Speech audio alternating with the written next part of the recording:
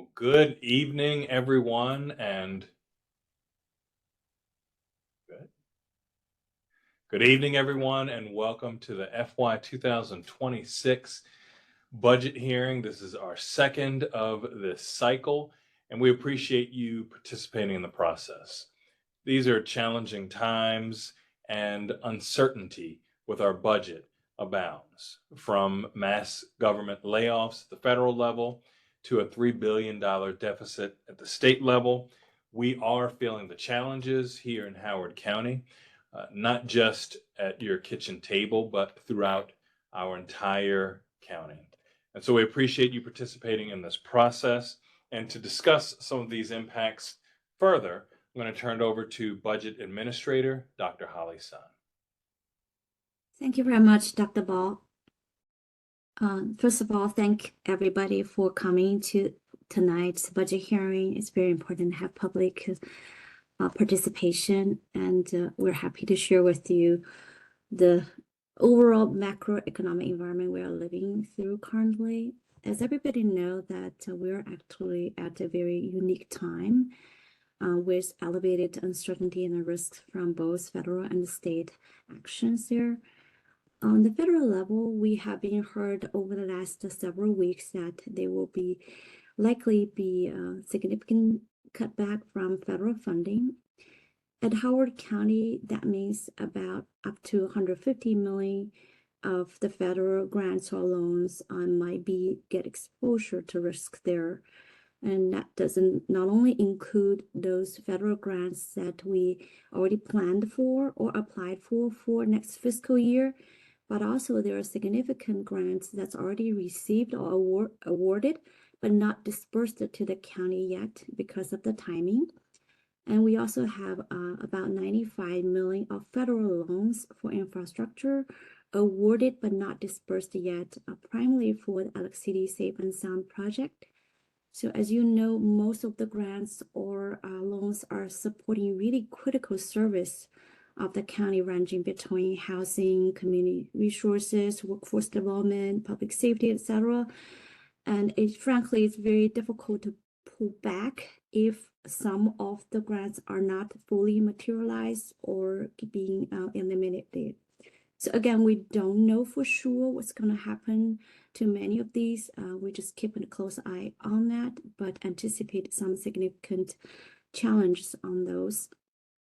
It's not only just direct funding from the federal government that we are feeling the potential pressure, but also all kinds of federal policy and actions are having broader economic impact that has not only national, but also regional and local influences there. We're talking about employment, the real estate market, various economic activities there. And many residents, nonprofits, and the business might feel those impact one way or another. And for the county government, we actually can see the impact on revenue side because, as everybody knows, the federal government has been announcing the intention or started the actions on massive layoff of federal employees, as well as cutting back all those different contracts there. But also on the expenditure side there, we are going to have increasing pressure for some potentially new service or increasing services to bridge the gap on the funding side or assist those in need in this time. And give one example on our exposure on the employment side alone. Currently in the county's workforce, about 11% are directly hired by federal agencies there. And on top of that, we also have many people working as federal contractors or working for organizations that receive funding from the federal government. So at this point, we don't know how much will be the impact and how soon, but it's likely to be sizable. And just for illustration purpose there, a 3% loss of employment in the county is equivalent of loss of $20 million income tax. And also, according to economists there, such kind of loss is likely to be permanent or likely stay there for multiple years to come because it's different from a typical economic shock, usually followed by bounce back sometime later. So there are just a lot of uncertainties. And historically, the county like Maryland, the rest of Maryland was actually buffered because our reliance on federal spending during economic recession. We suffered less compared to other states there. This time is the opposite. Actually, Moody's just announced that their anticipation is Maryland among all states will be the number one in terms of potential impact from the federal actions there. Now, on top of that, there are also some sizable proposals on the table at the General Assembly at Maryland. As County Executive just mentioned, that the states also face some significant fiscal gap there. So as a result, governor's proposal originally including multiple items to shift to the county in terms of cost there. That's for Howard County, that's include about $8 million of cost to shift to the county to pick up. Now, on top of there are some additional revision to that that's currently in front of the General Assembly that's going to expand that to $14.7 million. Again, before the General Assembly have the final approval, we don't know what exactly will be the cost shift there, but it's going to add to our challenge. So at this point, I think what we're talking about is our overall revenue might get sizable impact. In a typical year, the county's general fund revenue, total revenue growth is between 50 to 60 million to support all kinds of services across the county there. Now we're talking about potential sizable changes there because of federal actions there. Then on the expenditure side, as we just talked about, we may have to pick up a lot of new costs because the state plan to shift costs to the county, as well as some other items that we have to help out during the economic time. That's because people are going through all kinds of difficulties currently there. And on top of that, there's also high uncertainties because we're, again, at a very unique time where we have been feeling and watching in the last several weeks. It's just the beginning. It's very difficult to tell what's going to happen in the next 8 weeks or 8 months. So that's just speak to the uncertainty we're in currently. And with that, we are doing our best and try to incorporate it in our development FY26 budget. Thank you, Dr. Ballard. Back to you. Thank you so much, Dr. Sun, and we appreciate your work. And please note that we also have several other Howard County government folks watching, taking notes, making sure that we do what we accomplish tonight, which is the priority, which is listening to you. This is a hearing for the public to weigh in on budget priorities. And we know these are tumultuous times in which we are budgeting, but we need to hear your priorities as we try to move forward. And with that, for logistics for the rest of this evening and to call your names, I'm going to turn it over to Safa here. Good evening. Please know that this meeting is being recorded and live streamed. If you are unable to testify due to technical issues, we are taking written testimony. All testimony, written and oral, is considered by our team. Please send any written testimony to budgettestimony@howardcountymd.gov. Each person will have up to 3 minutes to testify, and those who represent an organization will have up to 5 minutes. Only one person from each organization will receive 5 minutes. You will be called up based upon the order of your registration. Everyone is currently muted to avoid background noises. When it is your turn to testify, your name will be called and you will receive a notification to unmute yourself. If you are having any difficulty, please send a note in the chat and our tech team will do their best to assist. All testimony will be audio only to minimize broadband issues and to ensure we can hear you clearly. Per tradition, we will begin our hearing tonight with our students. First up, we have Saisha Vyas, followed by Isha Ande. Request unmute has been sent.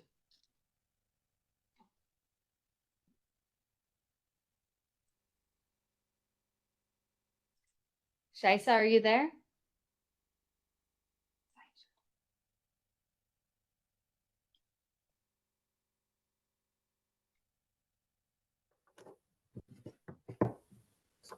County Executive Dr. Ball and members of the council.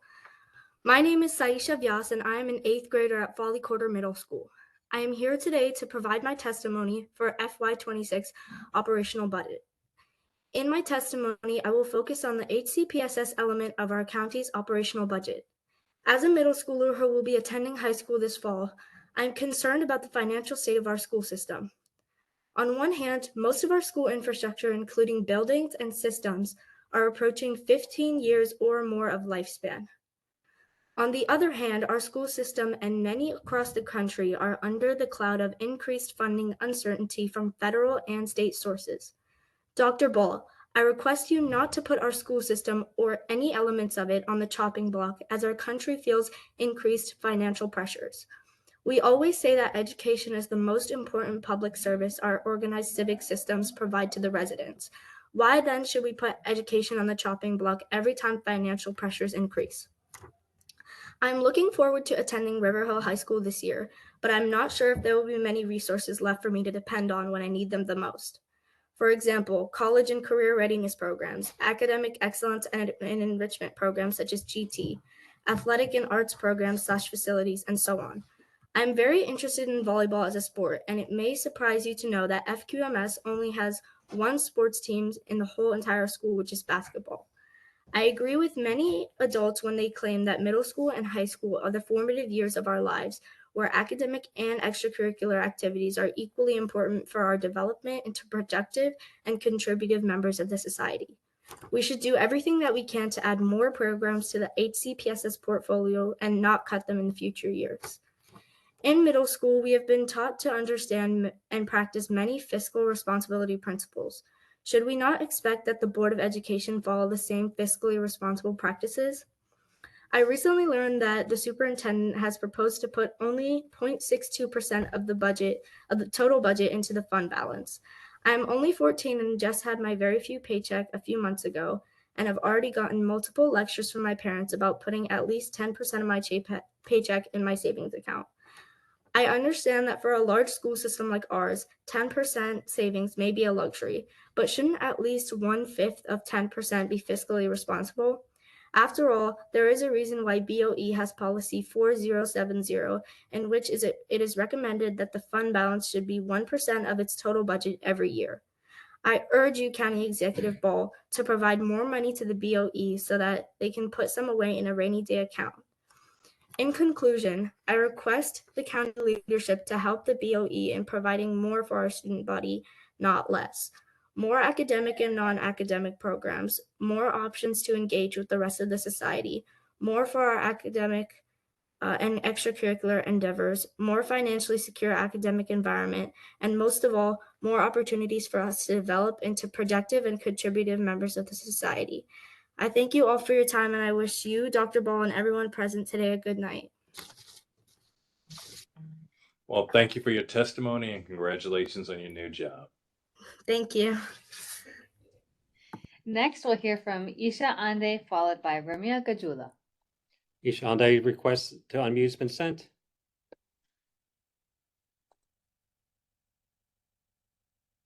Isha, are you there?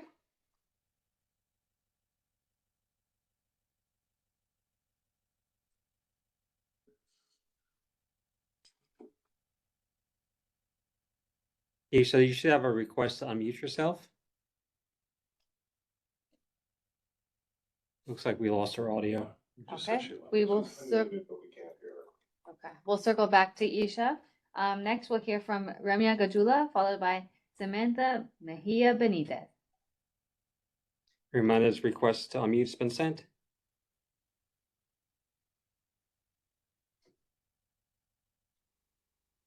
Ramya, are you there?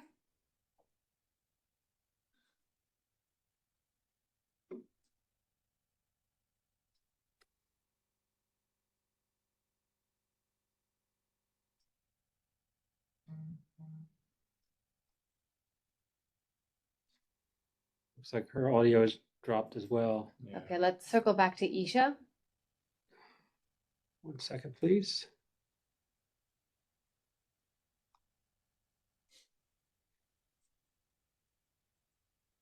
The request to unmute Isha has been sent.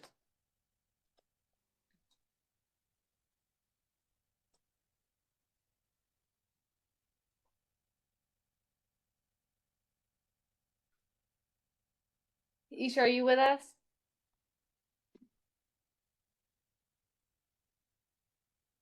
She typed in the chat, yes. Oh, there we go. Yes, we can. Okay, awesome. Good evening, County Executive Ball and Chief Executive Officer Gans. My name is Isha Unde, and I'm a junior from Mount Hebron High School. I'm here today alongside representatives from Mount Hebron High School, Marys Ridge High School, Howard High School, Centennial High School, and Long Reach High School to advocate for making menstrual products free in public buildings in Howard County. Our goal is to implement this initiative in courthouses, libraries, community centers, and athletic complexes. While some buildings may already have menstrual products, they typically require payment, which creates a barrier to access. Today, I'll be talking about the logistics of the program to help you understand the costs that are truly going into this plan. We request a 3-month pilot program that can hopefully shift into a full-year program, and the cost of this will be included in my testimony today. First of all, I want to speak to why this program matters. Menstrual products are a basic necessity, just like toilet paper and soap. Yet for many individuals, affording them can be a challenge. A pilot program for free menstrual products over 3 months would prove the need for this initiative. We have a responsibility to ensure that no one is forced to choose between essential hygiene products and other necessities like food and clothing. Menstrual products should be easily accessible in emergencies, so people don't always have products on hand, and the inability to access them can cause discomfort, embarrassment, and even lost school or work hours. In addition, we live in a society where most people use digital payment methods like Venmo or Apple Pay, and finding a quarter to purchase a pad or a tampon from a vending machine is not always feasible. No one should have to struggle to access a product that they cannot control needing. This initiative is not just about fairness, it's also affordable. We've conducted a cost analysis and found the total expense for a 3-month pilot program would be approximately $4,964.84. The annual cost would be around $8,309.36, an incredibly small percentage of the Howard County's fiscal year budget. These costs result from providing products in high traffic areas, such as athletic places, libraries, and community centers. In addition, we're working with local woodworkers in our area to provide menstrual dispensers for a price tag of $70 rather than the $341 dispenser that is currently on the market. Providing free menstrual products is a simple, cost-effective way to support the health and dignity of our community.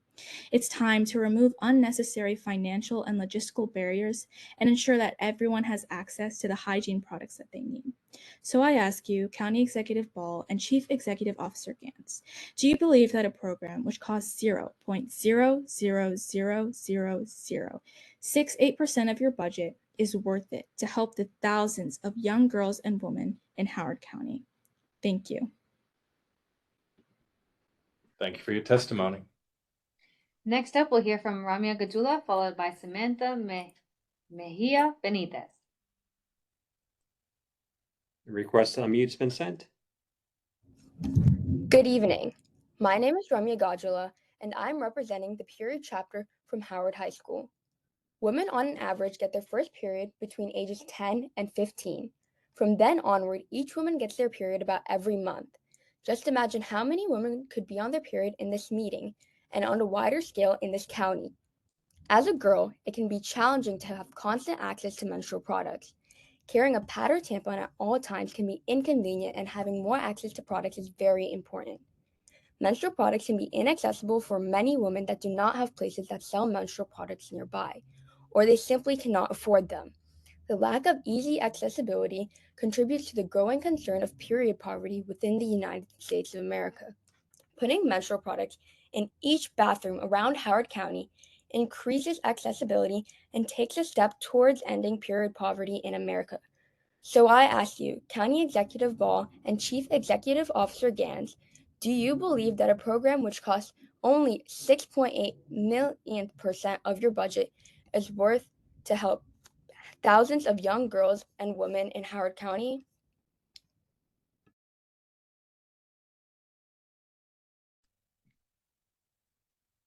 Well, thank you for your testimony, and we appreciate your advocacy. Next, we'll hear from Samantha Mejia Benitez, followed by Ankita Acharya. The request to unmute Samantha has been sent.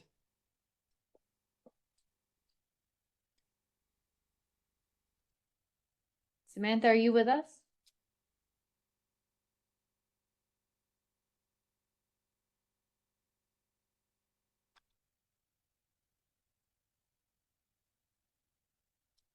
You hear me? Yes, we can. Okay. Good afternoon, County Executive Ball, Chief Executive Officer Gans, and others. My name is Samantha Mejia Benitez, and I'm here today alongside students from Mount Hebron High School's Period Club to advocate for a necessary change, making menstrual products free in public buildings. I know I'm not the best speaker, but I believe this is important to not just me, but for women all over Howard County. Menstruation is not a choice, yet for many individuals, access to menstrual products is a privilege rather than a right. Imagine being a student, an employee, or even a mother at the library with your child, suddenly realizing you need a tab or a pad or a tampon. You check your pockets, no coins, no cash, just a phone with Venmo and Apple Pay. But the dispensers only take quarters, so what do? Some scramble to ask, others have to go home and cut their day short their period. It is inconvenient to carry around coins, which people barely use anyways, in order to take care of a naturally occurring bodily function. But for those struggling financially, this isn't just an inconvenience, it's an important choice. Do they spend their last few dollars on a box of pads or on food? Should they stay home altogether, missing out on work or school because they can't afford basic hygiene products? We already provide essential items like toilet paper and soap in public restrooms. Why should menstrual products be any different? We propose a 3-month pilot program to place free menstrual product dispensers in Howard County's most used public buildings, including libraries, community centers, and athletic complexes. These locations serve students, employees, families, and people in need, and access to menstrual products should never be a barrier to participation in public life. It's not just about convenience, it's about dignity, equality, and public health. With this program, we're ensuring that no student has to leave school early because they can't afford a pad. No woman at a courthouse, library, or athletic facility is forced to make an extremely personal request for help, and no individual has to choose between buying food and managing their period with dignity. This is not a radical idea, it is a necessary one. It's time we stop treating menstrual products as a luxury and start recognizing them as the basic hygiene essential they are. So I ask you, County Executive Ball and Chief Executive Officer Gans, do you believe that a program that costs 0.000068% of your budget is worth it to help the thousands of young girls and women in Howard County? Thank you. Thank you for your testimony. Next, we hear from Ankita Acharya, followed by Junie Rowe.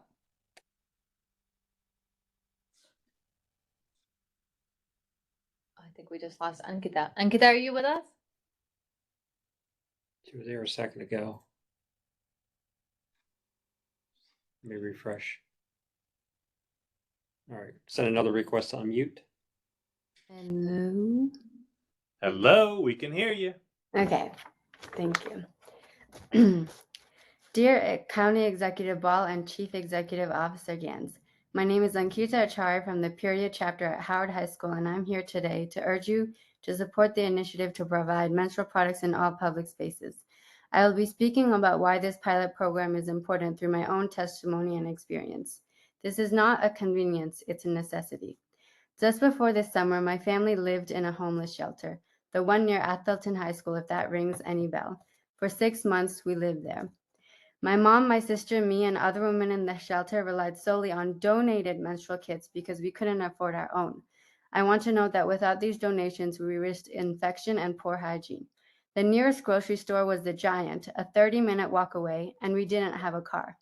I know firsthand what it means to have no choice but to use whatever is available, sometimes products that were too thin, too few, or not there at all. There are numerous times at the shelter that I bled through my pads. The menstrual kits often only had very thin pads because they were cheaper, so donors could donate more, but what is that money worth if I bleed through anyway? There were so few that one woman only got 3 pads per day. If it wasn't for one of the shelter staff handing my family a whole package against the rules of the shelter, my mom, my sister, and I would have had to just leak through after those 3 pads ran out. Even in school, the struggle continued. I got my period unexpectedly in Bonnie Branch Middle School. I went to the bathroom only to find that the pad and tampon dispensers were empty. I had to spend the entire day hiding under my jacket, terrified of bleeding through. Too many girls have to go through this, especially when their periods are irregular and unpredictable like mine.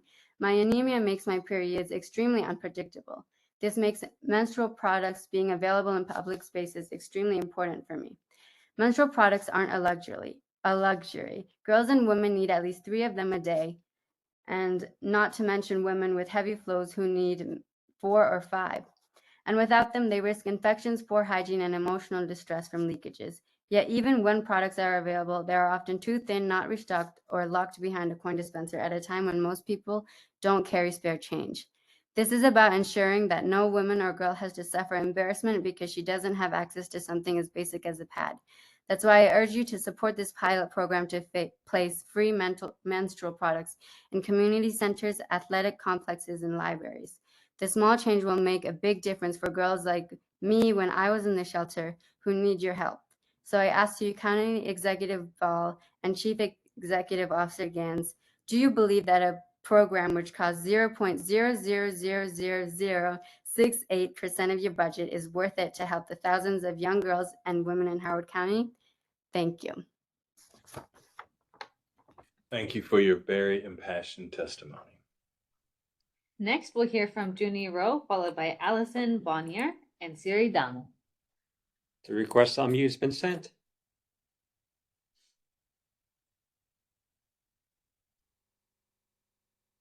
Junie, are you with us? We just lost her. One moment, let me refresh.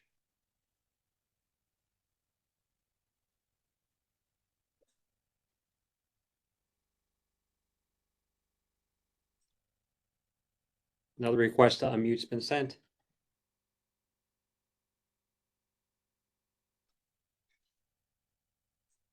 Junie, are you with us?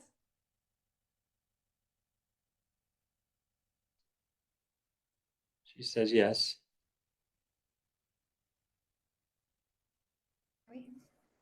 There we go. Yes, we can. Okay. Good evening, members of the council and County Executive Ball. My name is Junie Rowe, and I'm a junior at Marriotts Ridge High School in Howard County. I'm here tonight as a student, an athlete, and someone fighting for change, not just for myself, but for every student athlete in our community. We need you to make the safety of Howard County students a priority by funding full-time certified athletic trainers at every high school. For the past 3 years, I've played sports for my school. In all that time, I've never had access to a certified athletic trainer, not once, and I'm not alone. My teammates and classmates out there on the track, the field, and the court, giving everything they have, and yet when someone gets injured, there's often no one with the certified expertise to help.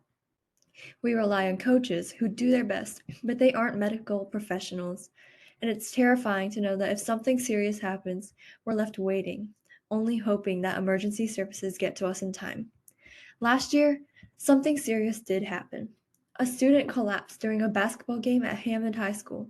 There was no athletic trainer there that night, no one to provide the immediate specialized care that could have made a difference. That student is now in a vegetative state. Their life and their family's life will never be the same. And now there's a lawsuit against Howard County Public Schools because of that night.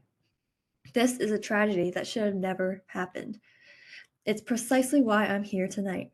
Right now, Howard County has just 7 athletic trainers covering 13 high schools. Many are split between 2 schools. This means that there are times when students are completely uncovered. It's not a question of if another tragedy will happen, but when. This is fully preventable. Full-time certified athletic trainers are trained to act in those critical moments, to recognize concussions, to stabilize fractures, to save lives when seconds matter. And they're not just here for athletes. They're there for coaches, spectators, and anyone who might need emergency care. Baltimore County has already made this investment. Howard County is falling behind, and our students are paying the price. Budgets are complicated, but this decision shouldn't be. In the first year, just $900,000 will hire 7 full-time athletic trainers and a supervisor. By the second year, $1.4 million will cover every high school in the county. That's just 0.11% of the $1.2 billion HCPSS budget. For less than a fraction of a percent, we can make sure students like me are protected. Let me ask you, what is a student's life worth? What is my life worth? Right now, it feels like our safety is being treated as optional, something to delay until it's too late. We shouldn't need another tragedy to remind us why this matters. We deserve to trust that our community values our lives more than the cost of an athletic trainer. Please do the right thing and fund full-time certified athletic trainers in Howard County Public Schools. Protect us before another student pays the price. Thank you. Thank you so much for your testimony. Next, we'll hear from Allison Bonnier, followed by Siri Damu and Nihita Manmohan. Hi, my name is Allison Bonnier, and I'm a senior at Marysville High School.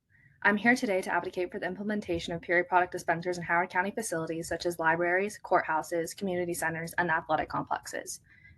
I've spent the majority of my high school career pushing for greater menstrual equity, both in my high school and my greater community.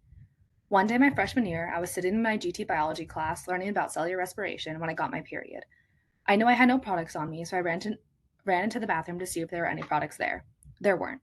So I bolted to the health room, grabbed a pad, and went back to class after missing nearly 10 minutes of content because our bathrooms did not provide period products. I knew there was something I could do to combat this issue because my peers and I have all experienced the feeling of dread of knowing you had gotten your period but not having any products. I decided I would work to start a club called Equality in That Period, where we would work to stock our school restrooms with period products. Since we started in 2022, we expanded to Long Reach and Centennial High School. While period products are simply a necessity, they are never treated as such. We would never ask people to scour for a quarter in order to have access to toilet paper in public restrooms, so why should we have to do so in order to obtain period products if we are caught unprepared? Menstruation is more regular during the first few years of having a period, which can make it difficult for people to know when to carry period products. Even if periods become more regular, being caught off guard without period products or not having access to period products is an issue that persists. Implementing period product machines would help ensure comfort to those who menstruate across Howard County and would help combat the stigma surrounding periods. After all, having proper access to period products is no luxury, it is a human right. This three-month pilot program would cost $4,964.84, which is only 0.000004% of the county's total budget. Yet it would help people who menstruate across Howard County feel comfortable and supported when they enter county facilities. People would be able to feel assured that if they use the restroom in these county facilities, they would have access to period products without having to be concerned by the cost or worrying about whether or not they were carrying a quarter on them. I strongly believe that supporting the right to menstrual hygiene is a worthwhile element of this budget, and I hope you all agree. Thank you so much for your time. Have a great night. And thank you for your testimony. Next, we'll hear from Siri Damu, followed by Nihita Manmohan. The request on mute has been sent. Good evening, County Executive Ball, Chief Executive Officer Gans, and esteemed board members. My name is Siri Damu, and I am a current 10th grader at Howard High School. I stand before you today as a representative of the Howard High School Period Chapter, and I'm honored to share a mission with you. Menstruation is a normal part of life, yet access to menstrual products is not guaranteed for everyone. I've personally experienced the stress of being caught off guard at school without a pad or a tampon and left forced to find an immediate solution. In such cases, students have to either miss class, ask around awkwardly, or resort to unhygienic means. Many of my peers, as well as thousands more students around Howard County, have to face the same situation. Soap, paper towels, and toilet paper dispensers can be found at our schools and community centers. Why should menstrual products be treated any differently? No student should have to feel worried or ashamed just because they got their period. A 2023 study found that nearly 1 in 5 girls have either left school early or missed school entirely because they did not have access to menstrual products. This is a clear example of period poverty, and it forces many people to suffer in silence. Think about how many people in this room, in this county, and across the county are on their period at any given time. Still, access to menstrual products is not always guaranteed. Carrying a pad or tampon at all times is not realistic, and for many, purchasing them regularly is just not affordable. But this is a problem with a clear solution. By providing free menstrual products in public buildings around Howard County, we can ensure that all students and fellow community members feel safe in their environment. I urge you to support the proposed pilot program. This is a 3-month initiative to install dispensers in public buildings, including community centers, athletic centers, libraries, and schools. The cost is just $4,964.84. For such a small financial investment, the impact will be life-changing. It will ensure that students can focus on learning and others can go about their day without worrying about something as basic as a pad or a tampon. So I ask you, County Executive Ball and Chief Executive Officer Gans, is a program that costs just 0.000068% of the county budget not worth it to ensure thousands of students and residents in Howard County have access to a basic need? Thank you for your time. And thank you for your testimony. Next, we'll hear from Nihita Manmohan, followed by Clonella Richardson and Muthu Anamalai. The request to unmute Nita has been sent.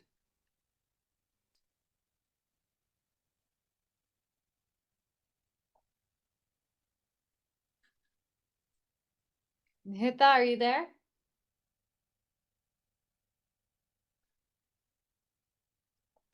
She says yes.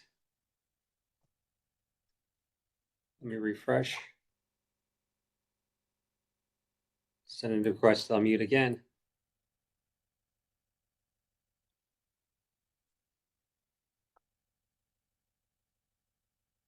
You should receive an unmute request option.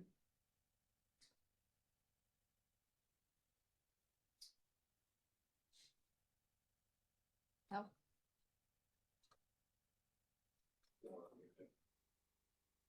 Nihita, you want to go ahead and unmute yourself?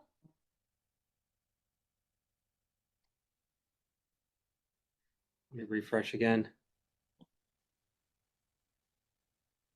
It looks like audio has disconnected. Okay, let's go to Clonella Richardson, followed by Muthu Anamalai and Rumaisa Ahmed. Clanata is not present. Okay, let's go to Muthu Anamalai, followed by Rumaisa Ahmed. One moment, please. The request to unmute Manita has been sent.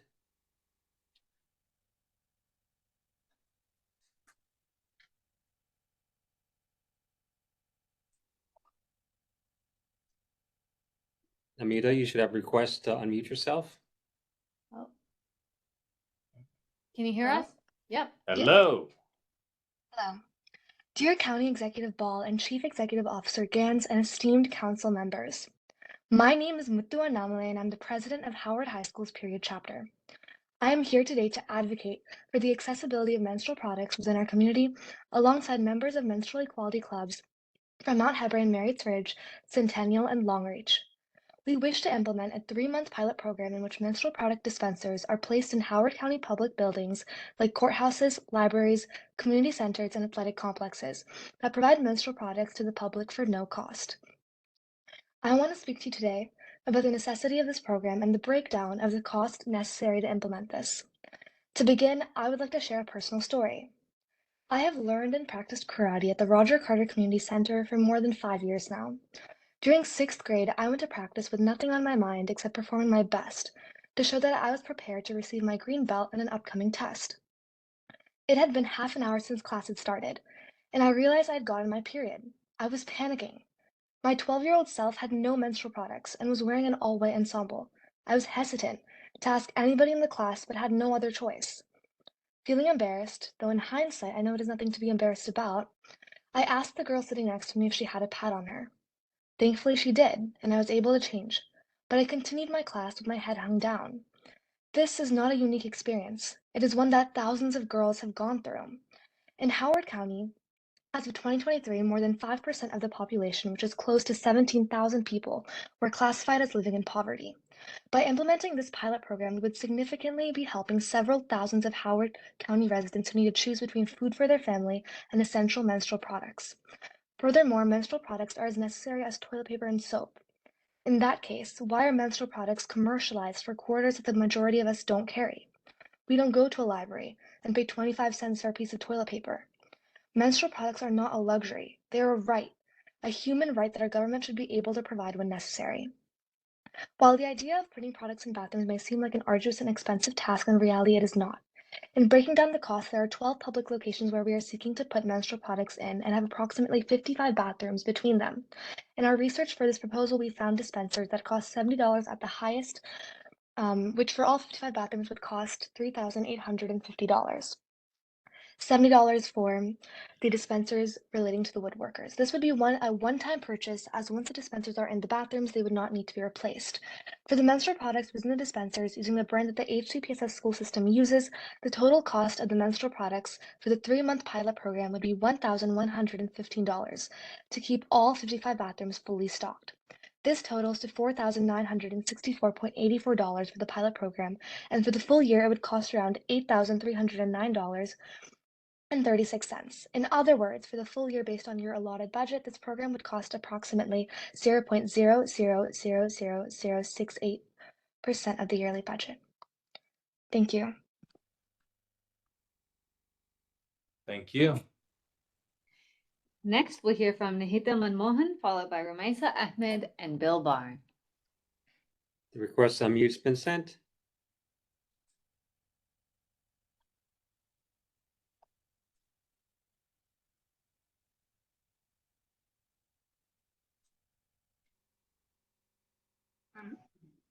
Can you hear me? Yes, we can. Yes, we can. Okay, great. Dear County Executive Ball and Chief Executive Officer Gans, my name is Nihita Manmohan and I'm a sophomore from Howard High School's period chapter. Imagine being a young girl sitting in a library, an athletic center, or a community space when suddenly your period starts. You reach into your bag and there's nothing. You check your pockets and it's completely empty. Panic sets in and you begin to feel embarrassed, helpless, and ashamed for something that is entirely natural and beyond your control. Now imagine this is not just an inconvenience, but a financial burden, a recurring challenge for women and girls across Howard County who struggle to afford these necessities. Menstrual products are not a luxury. They're as essential as toilet paper and soap, yet they're not freely available in many public restrooms. Instead, they sit behind coin-operated dispensers demanding quarters that most of us don't carry.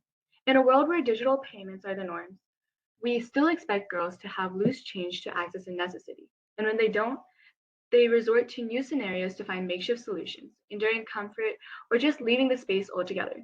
No one should have to experience that shame. For many women and girls in our community, purchasing menstrual products is an ongoing financial strain. When resources are tight, tough choices must be made: food, rent, or hygiene. No one should have to make that decision. By instituting this program, we offer security, dignity, and fairness to those who need it the most. Howard County's budget for FY 2026 is estimated at $1.219 billion. The cost of implementing this pilot program is an almost immeasurable fraction of that total. Are we really saying that the well-being of women and girls isn't worth that? That dignity, health, and equal access to essential hygiene products are not a priority? This is more than just a dispenser. It's about sending a message that we see, we hear, and we care about the women and girls in our community, that we refuse to let something so basic become a source of shame, stress, or struggle. I urge you to support this program to put menstrual products dispensers in all community centers, athletic complexes, and libraries. This is not just about a budget life. It's about respect, dignity, and the fundamental right to access basic hygiene. So I ask you, County Executive Ball and Chief Executive Officer Gans, do you believe that a program which costs 0.0000006% of your budget is worth it to help the thousands of young girls and women in Howard County? Thank you. And thank you for your testimony. Next, we'll hear from Rumaisa Ahmed, followed by Bill Barnes and Cornell Brown Jr. One moment, please.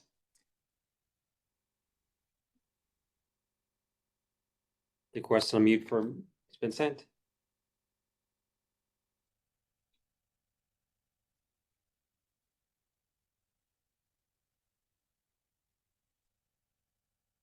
Rumaisa, can you hear us?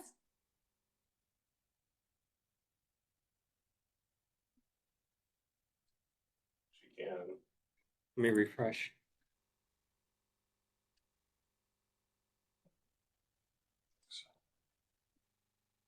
Request to unmute has been resent.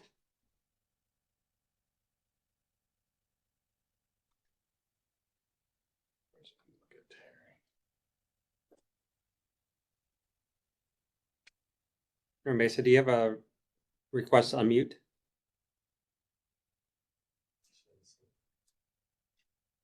Okay, we will circle back to Ramesa. Next, we'll hear from Bill Barnes, followed by Cornell Brown Jr. Oh, Ramesa, are you with us?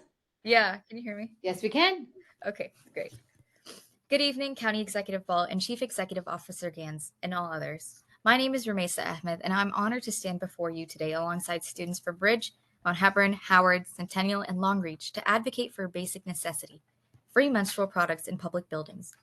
Menstruation is not a choice. It is a reality that millions of women and girls face every month, yet access to menstrual products is still treated as a privilege rather than a necessity. Imagine walking into a public restroom in need of toilet paper, only to find that you were required to pay for it. That would be unthinkable. So why do we continue to treat basic feminine hygiene products differently? For many, the financial burden of purchasing these products is real. A single quarter may not seem like a lot, but for a struggling mother choosing between groceries and hygiene products, for a student caught off guard without spare change, or for a homeless woman navigating already impossible challenges, that quarter is one more barrier to dignity. This is why we propose a 3-month pilot program to make menstrual products freely available in public buildings, including courthouses, libraries, and community centers.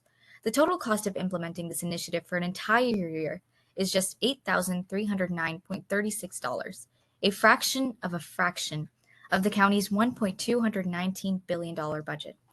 In fact, this program would account for just 0.00068% of that budget. This is not just a proposal, it is a necessity. It is a step toward equity, dignity, and inclusivity. Other communities have taken this step. It is time we do the same. So I ask you, County Executive Ball and Chief Executive Officer Gans, do you believe that a program which costs 0.00068% of your budget is worth it to help thousands of young girls and women in Howard County? Thank you so much. And thank you for your testimony.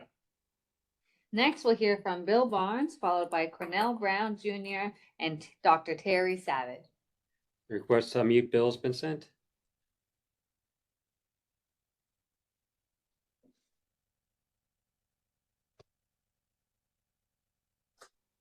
Bill, you should see it. There we go.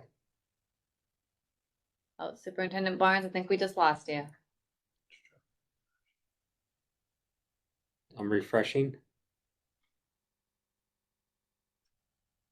I don't have any audio at the moment for Bill. Okay, we will wait.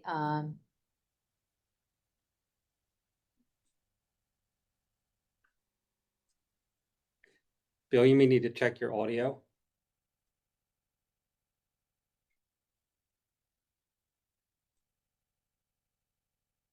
Mr. Superintendent, we don't have audio for you yet.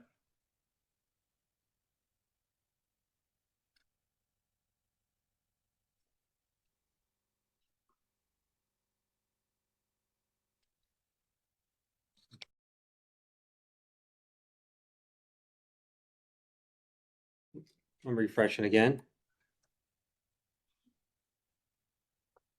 Still no audio connection. Bill, we have somebody that's going to message you.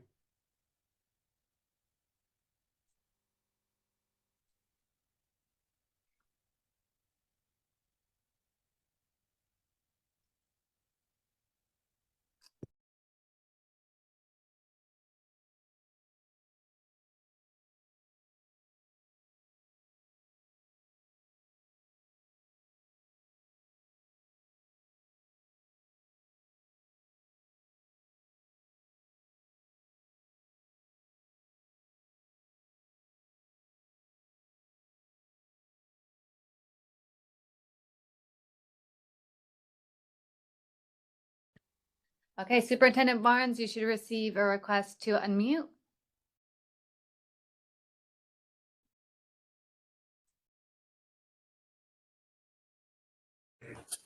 There we go. Hello, Mr. Superintendent. My apologies, everyone. Patience is a virtue. Well, thank you for your patience. And good evening, Dr. Ball and valued members of your team. And thank you for the opportunity to provide testimony on behalf of our amazing students, staff members, and families. My name is Bill Barnes, and I'm the proud superintendent of the Howard County Public School System.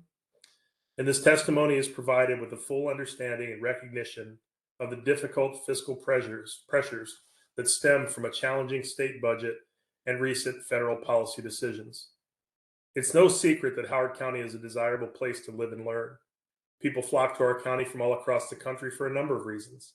Our proximity to Baltimore and Washington, the ease of quick trips to the Eastern Shore or the Western Mountains, but most importantly, they flock to our county for our school system. Families know that a Howard County public school system education is a credible and portable credential that carries weight across this state and nation. Our school system is recognized for its high expectations for learning, for its access to a wide range of differentiated programming, and for its commitment to greatness for each and every student. And though we are proud of our reputation, we are in a constant pursuit for improvement. Among those programs needing immediate support are special education, programs supporting the safety and security of our students in school buildings, and while they are participating on the athletic field. Also in need are some important infrastructure, like supports to human resources, so that we can speed up our recruitment and improve our retention efforts. Perhaps our greatest need for investment is the investment in our educators, administrators, and our operations staff. We need to remain competitive with our neighboring districts because it's the people who work with and support our children who have the greatest impact on their education and well-being. And while employee salary and benefits are currently part of the equation when attracting and maintaining staff, that in and of itself is only part of the formula. Staff also desire manageable workloads, high quality professional learning, and opportunities for career advancement. This requires resources. From our many conversations, Dr. Ball, I know that I'm not describing anything that you do not already know and support fully. And I appreciate your continued commitment to our children and to the outstanding people who teach and support and care for them. The Board of Education recently advanced a budget request that reflects many of the identified gaps and needs of the system. And though board members publicly acknowledged at that time that the county would not be able to fund the entirety of its request, it was important that the request adequately capture the needs reflected in our own public hearing testimony. I remain committed to working with our county executive, his budget team, the county council, and the Board of Education throughout the spring. So in the end, we end this budget season with a balanced budget that blends the needs of our school system with reasonable funding. Thank you for being a terrific partner together to maintain high quality of education and service for our students, staff, and community. And thank you for your thoughtful consideration of our Board of Education requests.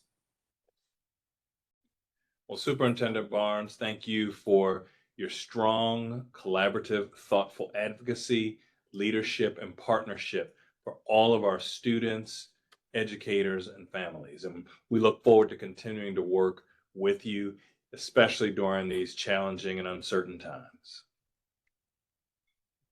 Next, we'll hear from Cornell Brown Jr., followed by Dr. Terry Savage and Jolene Mosley. The request to unmute calling has been sent.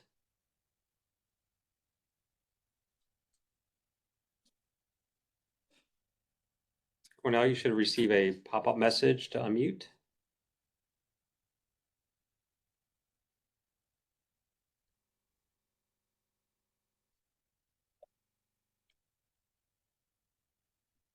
Oh, we just lost him. Yeah, I'm refreshing.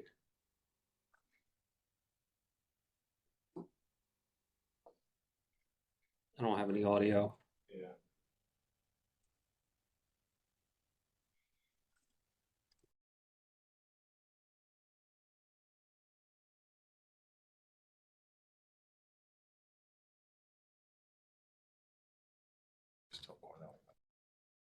Okay, we're going to go to Dr. Terry Savage and circle back to Cornell Brown. Request to unmute's been sent.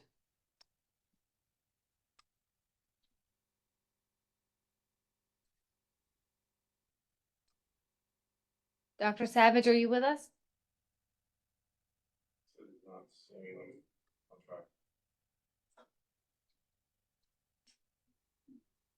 Oh, we just lost her too.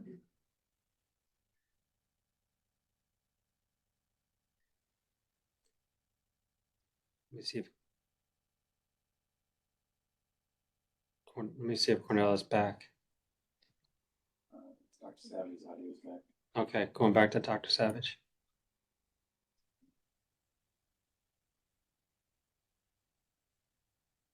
Request to unmute has been sent.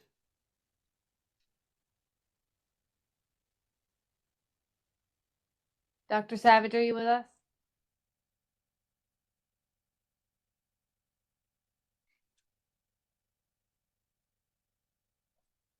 Yes, says not receiving the message. Oh, there we go. Dr. Savage? Great. Thank you so much. Good evening, County Executive Dr. Ball and members of your team.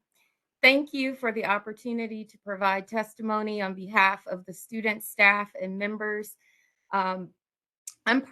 Staff members and families in Howard County. I am Terry Savage, and I serve as your Chief Academic Officer for our great school system.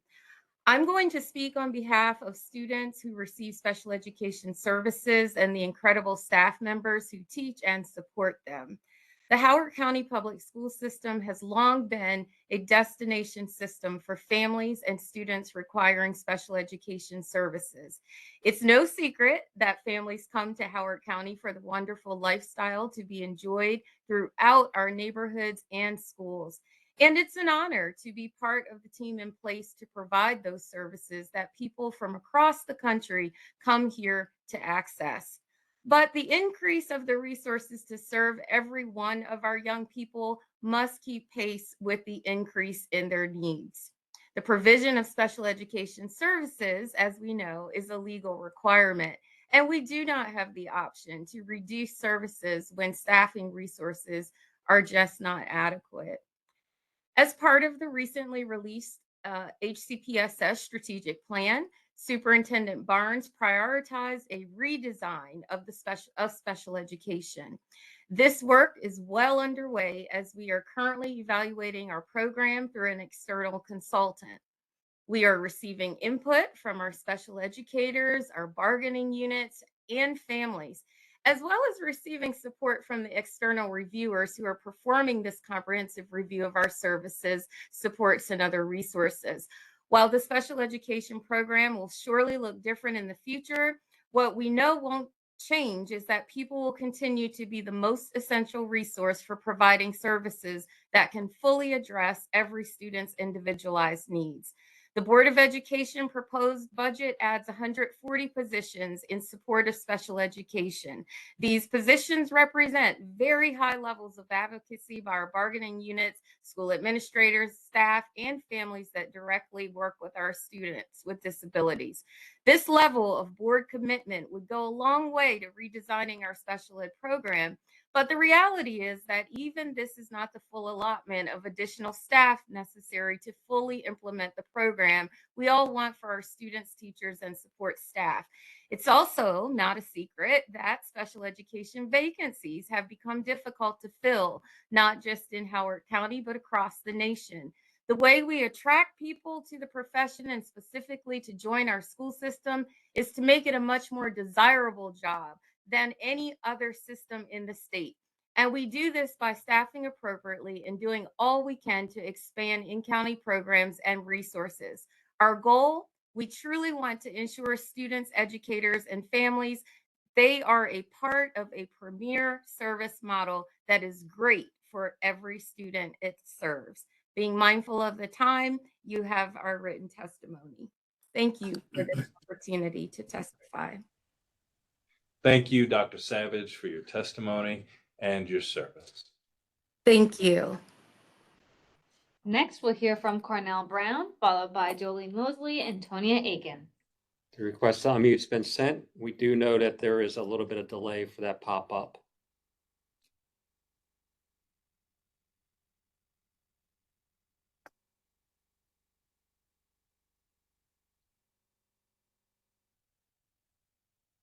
Cornell, are you able to see the pop-up to unmute yourself?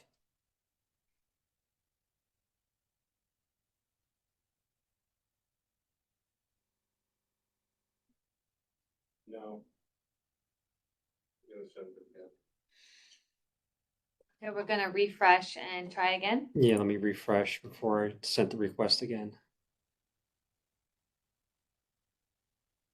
All right, I just select the resent.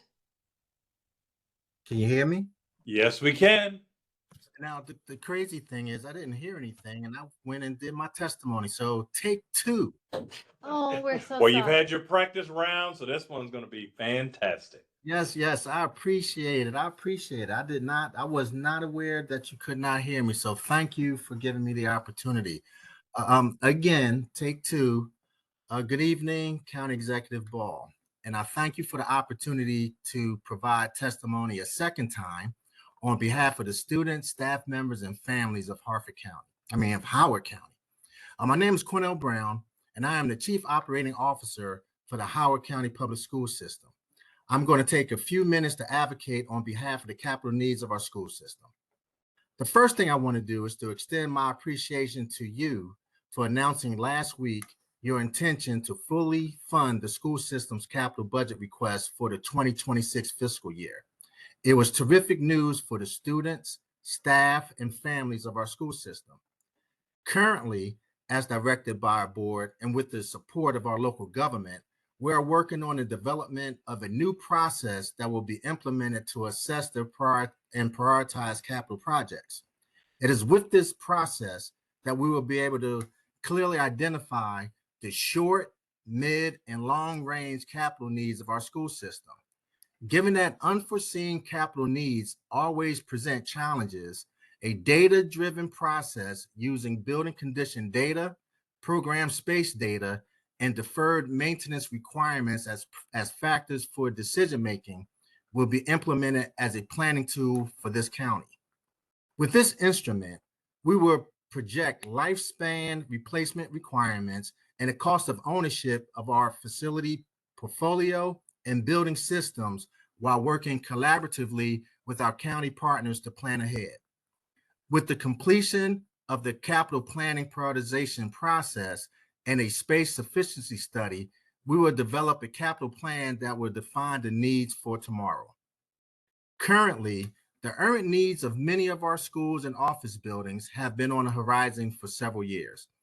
While we look upon recent projects such as the new Guilford Park High School and renovated Hammond High School, and look ahead with anticipation to the newly renovated Faulkner Ridge Center and Dunlogan and Oakland Mills Middle Schools, as we also look at several capital projects in our many buildings, students, staff, and parents have been passionate and effective advocates for their buildings, and I commend the members of our Board of Education for listening, understanding, supporting, and identifying several systemic renovations and modernizations, roofing projects and equipment, and ongoing projects such as relocatable classrooms, capital technology needs, and school parking lot expansions.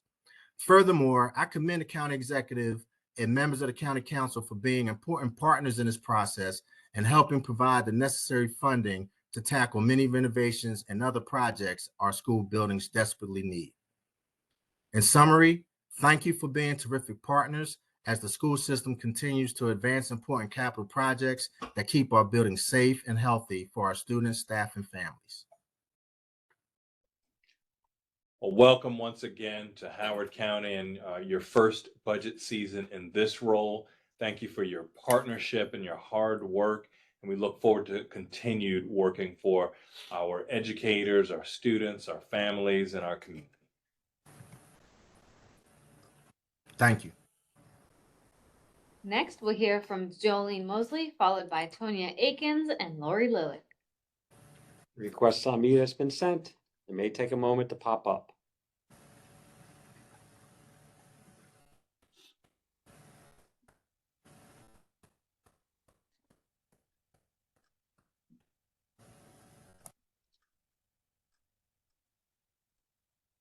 Chair Mosley, are you there with us?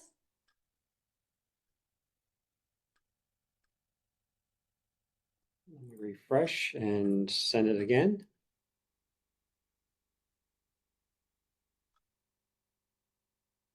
Request to unmute has been sent again.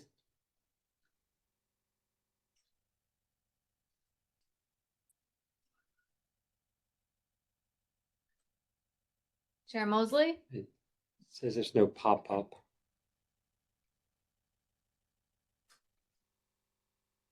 Refreshing. I'll send it.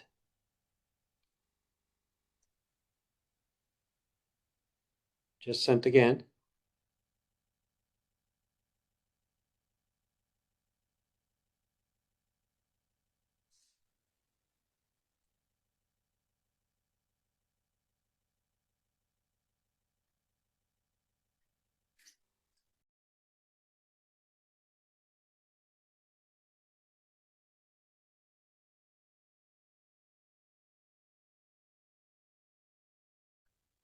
You want me to try that?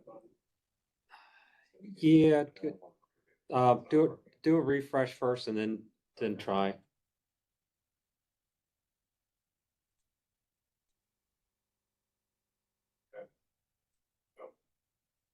Did she get it? Yes. Chair Mosley? She is unmuted.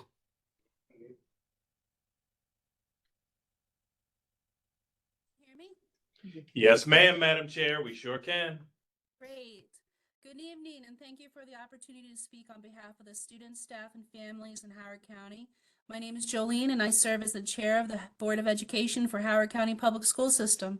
I would like to take a few minutes to highlight the growing demands placed on our schools, educators, and support staff as they work to better serve our students and families. The landscape of education today is dramatically different from what it was just 10 to 15 years ago. Identification of mental health needs and support services have grown, with school facing higher expectations to assist students and offer improved wellness benefits to staff. According to the Federal Substance Abuse and Mental Health Services Administration, nearly 5.5 million more youths are receiving mental health treatment each year across the country. Enhanced school safety measures remain essential to address violent incidents occurring in and around the schools. According to the K through 12 school shooting database, in 2010 school year, there were 15 school shootings in the United States. That number jumped to 331 by 2024. Promoting belonging within our school communities has been an essential focus. Although data collection in 2010 was not as robust as it is today, the increasing trends of hate crimes within schools since then underscore the need to continued efforts in fostering inclusion and safety. This is just a glimpse of the growing expectations and requirements placed on public schools. In addition to the increasing mandates related to instructional outcomes, attendance standards, and employee compensation. Yet we embrace these challenges because it's critical that our students are supported, present, and engaged in their education to meet the learning goals we set for them. However, the funding available to support these efforts is not keeping pace with the increasing demands. In fiscal year 2010, per pupil funding in Howard County was just over $13,000. Today, it stands at approximately $20,000, but when adjusted for inflation, per student funding has essentially remained unchanged at $13,620. In other words, rising costs due to inflation mean our resources aren't stretching as far as they once did, and it is difficult to be able to offer a livable wage in Howard County. While we continue to expand community services for students, we are doing so by stretching and redesigning our existing resources rather than receiving the adequate funding needed to effectively deliver these services. The Board of Education recently submitted a budget request that exceeds the funding available from the county executive and county council. We recognize the county's financial situation and the influence of the state and federal decisions on it. I truly appreciate the collaborative efforts happening between the county and the school system staff, as well as the partnership among the Board of Education, county council members, the superintendent, and the county executive. This is a collaboration that many other districts envy. Thank you for being an outstanding partner as we work together to meet the ever-growing expectations of the school system in delivering high-quality instruction and community services. Well, thank you, Chair Mosley, and thank you for your collaboration. And I'm so glad that you noted how challenging things are, but how there are so many other districts that aren't working together to meet the moment. And I'm glad that we are. Exactly. Thank you so much. Talk soon. All righty. Bye-bye. Next, we'll hear from Tonya Aiken, followed by Lori Lilly and Yihan.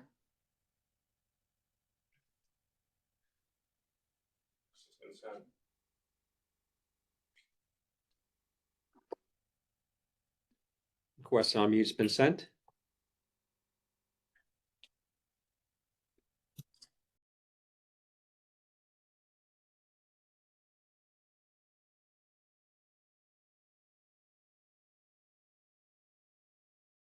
Ms. Akins, can you hear us?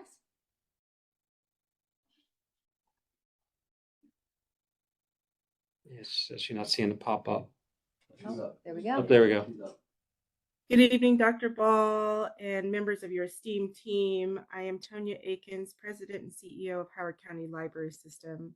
Thank you for your longtime support and for the opportunity to testify on behalf of Howard County's residents who value the education for all ages provided by our library. I will begin by addressing the executive orders issued since January 20. Many people have asked how they impact our beloved institution and community. At HCLS, our vision, mission, and values remain unchanged. We continue to pursue a vision of an empowered community where all people reach their potential, and our mission remains as your place to learn, grow, and connect. Our organizational values of community, equity, intellectual freedom, learning, and teamwork serve as our foundation. We steadfastly affirm our unwavering commitment to supporting our community and maintaining the core values that guide our work. The March 14th executive order cuts funding from the Institute of Museum and Library Services, or IMLS. The Maryland State Library Agency is in close conversation with IMLS and the chief officers of state library agencies to understand what this order means for state and local libraries. IMLS is the single largest source of federal funding for libraries, which makes up a substantial portion of each state library agency's annual budget, and that trickles down to local agencies. The executive order raises numerous questions about which programs are statutory and which are discretionary. While less than 5% of our funding comes from federal grants, we are working to understand and mitigate the impacts on projects funded through those grants, particularly project literacy and staff development, collectively receiving over $1 million. Even amidst shifts at the federal level, we are still laser focused on the key areas identified in our strategic plan. All children enter school ready to learn, with emphasis on ages birth to 3. Teens and young adults feel a sense of agency and belonging, an inclusive, connected community where everyone feels they belong. The Board of Library Trustees' proposed budget enables us to move forward in these areas. Our operating budget request includes an increase to provide COLA and step increases for our amazing team. Providing competitive salaries is critical to retaining and recruiting staff who are essential to moving our strategic priorities forward.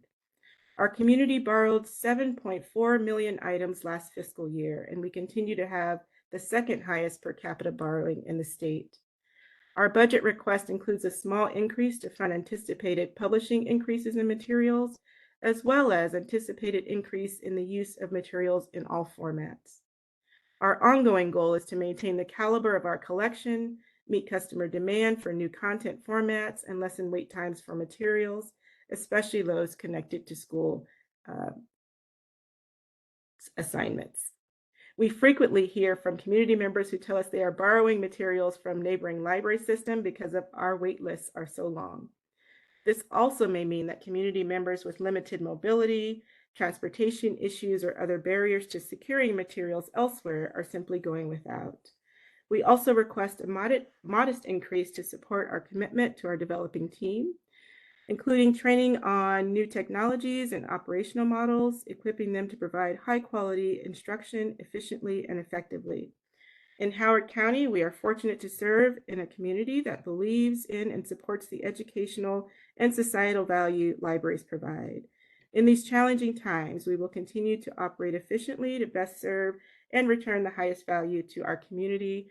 We are so grateful for all you are doing in this very tough time, and we appreciate your ongoing support and your consideration of our request. Thank you so very much. Well, thank you and the entire library system for being fantastic partners, not only in education, but in supporting our community. Thank you, Dr. Ball. Next, we'll hear from Lori Lilly, followed by Yi Han and Lin Feng Chen. everyone. Thank you, as always, for the opportunity to speak to you today. My name is Lori Lilly, and I'm the founder and executive director of Howard EcoWorks. EcoWorks engages and educates the community about environmental sustainability and restoration while creating pathways to green jobs through our workforce development programs. I testified at the December budget hearing about our past successes and working relationship with the county, and I will just incorporate that here by reference. Since that December testimony, we have witnessed a tremendous number of extremely worrisome changes with the new administration's priorities, policies, and executive orders. I would like to thank you, County Executive Ball, along with our state representatives, for the leadership that you have demonstrated in the face of these attacks on our values. With the federal administration's cuts across the board, including environmental and climate resilience efforts, we in the nonprofit community are more reliant than ever on our local and state governments to support these important initiatives.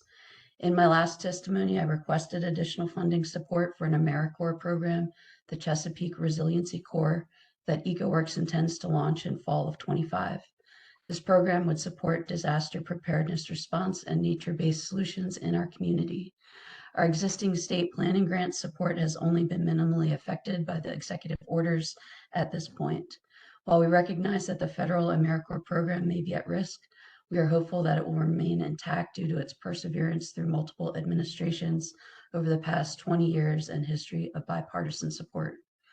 If the AmeriCorps program is cut, it will be very unfortunate for communities across the nation that receive services in the form of education, public health, environment, elder support, and more. In such a case, we would use the $50,000 increase in funds requested from Howard County in continued support of our existing green jobs programs and services to the county. We have seen year-to-year increases in the number and acreage of stream restoration sites that we are to manage without a concomitant increase in funding.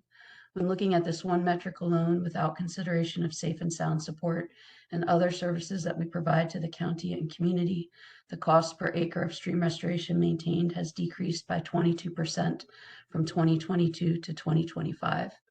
We are continuously looking for opportunities to increase the cost effectiveness of our work, and we understand that the county has a myriad of priorities requiring attention.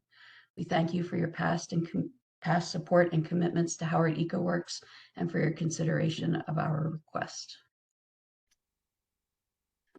Thank you for your testimony, your partnership, and thank you, especially all the work that you and Howard EcoWorks have done to ensure that since we launched EC Safe and Sound, we've cleaned out 100,000 pounds from our waterways and helped prevent that next flooding emergency. Really appreciate your partnership. Next, we'll hear from Yi Han, followed by Lin Feng Chen and Benjamin Smith. Dr. Bo and the other county officials. My name is Yi Han, father of two young boys with autism, and I currently serve as the PTA representative of Valley Elementary on SEAC and a member of Autism Society of Maryland Education Committee. I urge the county executive to increase the public school budget to address the critical crisis in special education. This issue has been highlighted by numerous testimonies during the BOE FY26 budget hearings and the related appointments with community members, with over 70% of all the testimonies focusing on special education. A recent WBAL TV Channel 11 broadcast also emphasized the severity of this crisis in our county. Every year, more than 500 special needs students enroll in public school system, yet we face a staggering 114 vacancies in special education roles. This shortage overburdened staff, making it impossible to deliver all necessary services. In 2023, 41% of resignations of school teachers were from special educators in their first year, highlighting the unsustainable workloads and the lack of support. We cannot ignore the real reasons that we struggle to hire enough special educators and paraeducators. Overwhelming workloads, actual responsibility beyond job description, and undercompensation. Competing with neighboring counties for a shrinking pool of educators requires a higher compensation salary. Since the pandemic, the county's share for the public school system funding has fallen from 58% to 53.59%. With potential reduction in state and federal funding this year, the county must assume greater responsibility for supporting the public education. During the initial public hearing on the proposed BOE FY26 budget, I emphasized that highlighting funding shortfalls should not be perceived as a failure of the county government, but as an opportunity to address the critical needs.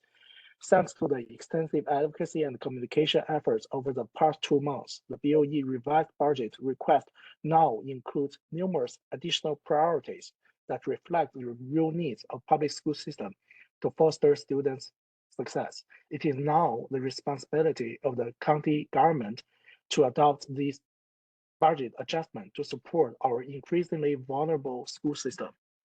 Our students deserve adequate resources to thrive, and the public schools must receive their fair share.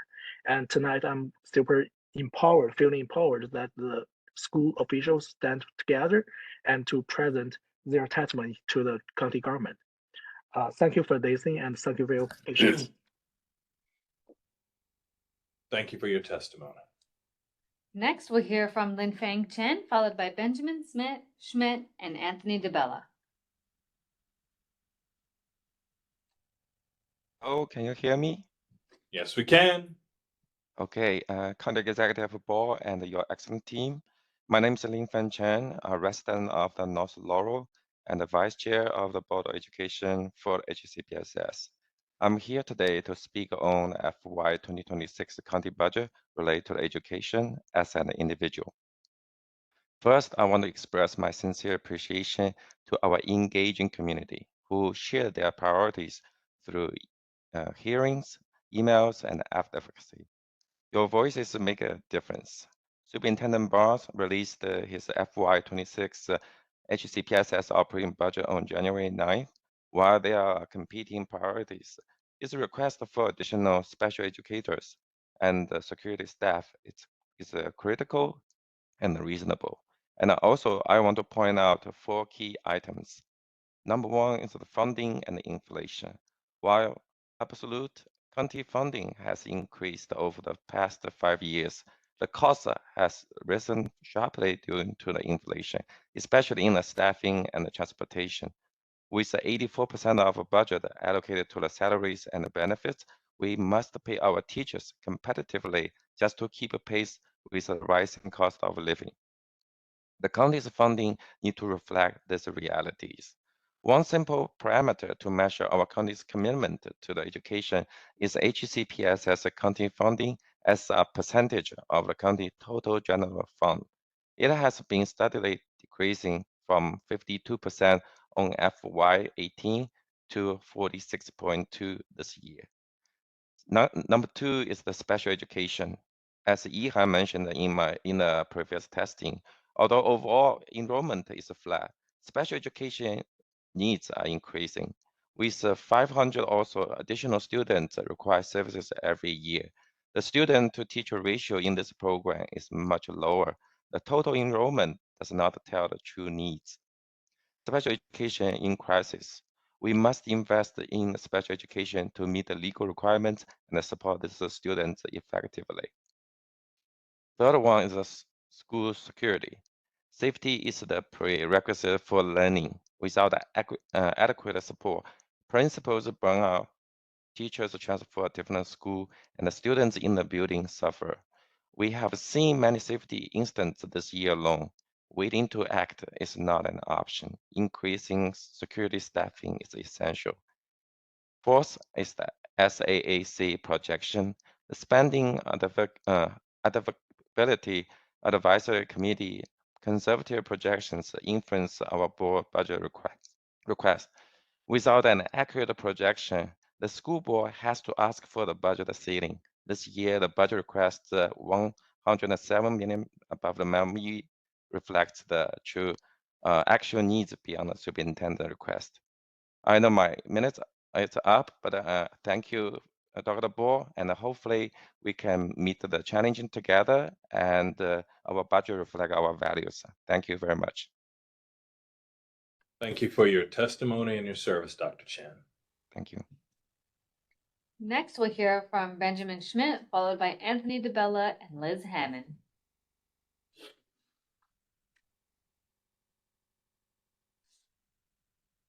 Can you hear me? Yes, we can. Perfect. I'm Benjamin Schmidt, an art teacher for 25 years and currently the president of the Howard County Education Association, representing over 6,000 members dedicated to our public school system. As the first union president to take office following the pandemic, I understand the unprecedented challenges our education community faces. Since then, we have seen the needs of our students grow exponentially year after year, placing even higher demands on educators and administrators. We've seen the cost of providing education become increasingly more expensive, and just like everyone else, the school system has to contend with the impact of historic inflation. At the very same time, we are grappling with challenges to transportation, special education, and student mental health needs. These factors are amplifying the post-pandemic challenges we face, especially after last year's budget cuts, leading to larger class sizes, fewer course offerings, and an unmanageable workload for educators. While I acknowledge that reasonable people may have differing views on the timing for investments in education, it's crucial that we recognize these are not unattainable goals. When we discuss the operating budgets, we're ultimately talking about people. Teachers, coaches, bus drivers, paras, counselors, custodians, principals, administrative staff, and most importantly, our students. 83% of the school system budget is spent on people. As enrollment continues to recover, employee compensation must also naturally increase, just like it does for every other area of government, especially when inflation is high. When the county states that they have been providing over maintenance of effort, that doesn't factor in inflation. Cumulative inflation is 24% since 2020, which moderates the impact of above MOE dollars. I also understand the uncertainty created by the federal administration and the potential outsized impact it could have on the economies of places like Howard and Montgomery counties, which employ many federal workers and contractors. But Montgomery County is doubling down on its investments in education, raising local revenues for a second time to support schools, and fully funding the MCPS 9% increase, totaling $250 million in new county funds. The Montgomery County executive recently said in his announcement that the quote, most valuable asset this county has is its schools, end quote.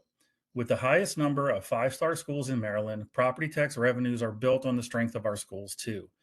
As the county has grown, other county services have grown along with it, but the portion of the county's general fund dedicated to K-12 schools has declined. In 2019, the county spent 53% of its budget on K-12 schools. In FY25, it's 46%. If HCPSS was funded at 2019 levels, it would have $116 million more dollars than it does now, and we would be having a different conversation. Although we understand it would be hard to fund all of this in a year, the board's request is actually lower. Times of uncertainty call for unity, strong leadership, and highlighting what makes Howard County the place to be, not just throwing up our hands. Yes, there's a host of unknowns in the coming months and years, but even if you think that the outlook is grim, it would be a mistake to underfund the very school system that underpins the county's tax base. Please fund the Board of Education's budget. We can't continue to watch surrounding districts place their educational needs at the top of their priorities. Thank you for your time. And thank you for your testimony. Next, we'll hear from Anthony DeBella, followed by Liz Hammond and Elizabeth Bannock.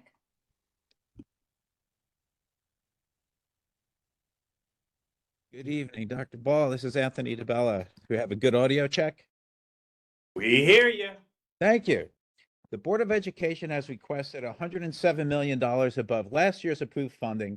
And while this is a large increase, especially relative to the state and federal funding challenges facing the county, I believe working toward fully funding the well-justified requests of the board over your remaining term in office would be a wonderful legacy of addressing the needs of the school. The Board of Ed and Superintendent started with the same service level of funding and added blueprint mandates, commitments to staff, and small but critical increases in staffing in strategic priorities of special education and school-based security assistance. Note that Howard County has less than half the security staff per 1,000 students as neighboring counties.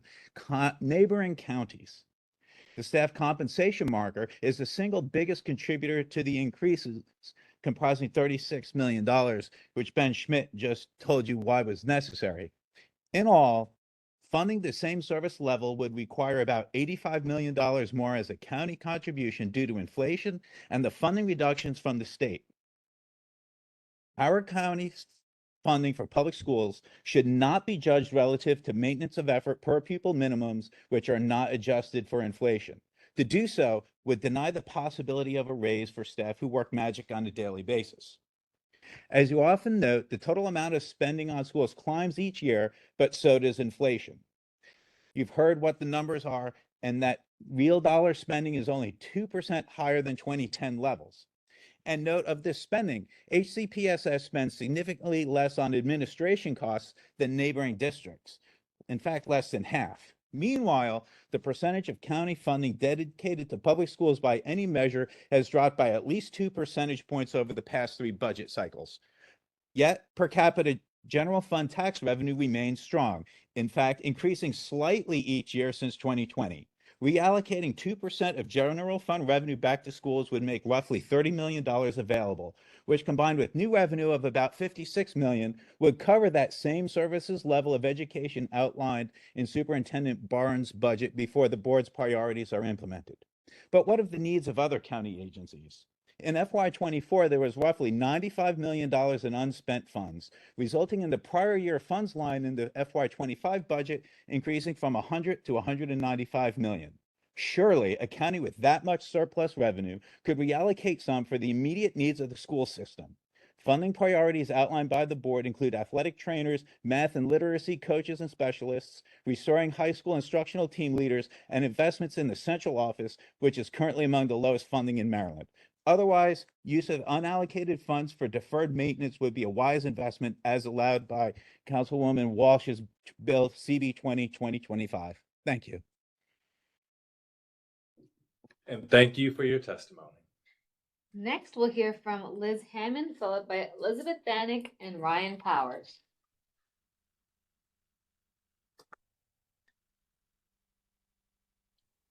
Good evening, Dr. Ball. My name is Liz Hammond. I'm a Columbia homeowner, parent of 2 young children, and someone who considers my community an extension of my family. There are students and families in my Columbia family that are hurting very badly right now. There's not a single person in this county that wants to see any more fatal gun violence amongst our young people. And I hope that your FY26 budget will include meaningful investment into community resources that will have a positive impact. As you consider where to allocate funds for teen resources, please talk with our students and families who have been personally impacted and make sure to involve the adults that they trust. There are mentors who do not wish to be named, already embedded in the community, having a tremendous impact. They are well-organized volunteers who work around the clock to support students and their families. They de-escalate conflicts, give them rides to work, they take their calls in the middle of the night, go to their athletic events, check in on them at school, and sadly, sometimes they attend their funerals. They function as grief counselors, character witnesses, life skills coaches, role models, social workers, and trusted confidants all at the same time. Or in other words, these community mentors take a holistic approach to their work. They visit families and build relationships with everyone in the house. And on top of everything, these guys work full-time in other fields. They are exhausted and at serious risk of burning out. Losing them would be devastating. The dedication, expertise, and undeniable effectiveness that they've demonstrated ought to have earned them a spot at the top of the list when considering how you can best support at-risk families. It's important to distinguish between programs aimed at assisting teens with college and career readiness and programs that are for teens and their entire families, some of whom never assume that they'll see tomorrow. Ask the kids and they will tell you who is doing the work. They will tell you that they wish they had more time with these guys. There is no need to reinvent the wheel. Thank you for your YEP grants. They are very helpful. They're not big enough to compensate these wonderful mentors. Please consider a significant investment that would allow dedicated volunteers to leave one or both of their jobs and spend more time making an invaluable difference where it is needed most. Thank you for allowing me to provide testimony tonight. And thank you for your testimony. Next, we'll hear from Elizabeth Bannock, followed by Ryan Powers and Chrissy Murphy.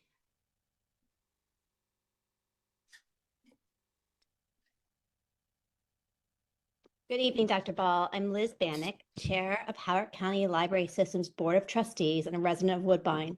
Thank you for the opportunity to testify on behalf of our outstanding library system and our capital projects. Thank you as well for your vision and funding to expand the current Elkridge branch. The $4 million you pledged for this new space will be critical as HCLS enhances teen engagement, belonging, and enriches early learning spaces for children and their caregivers in alignment with our strategic plan. As a result of the county's funding commitment, we're pleased to announce that Howard County Library System was selected to participate in the Robert Wood Johnson Foundation's Compassionate Centered Co-Governance Cohort, a national initiative focused on equitable community development. Through this 18-month project, we will engage local teams and school systems in the community in designing and developing the expansion of the Elkridge branch into dedicated space that resonates with teens. This expansion will allow us to better engage teens, increase their sense of belonging as they navigate the challenges of adolescence.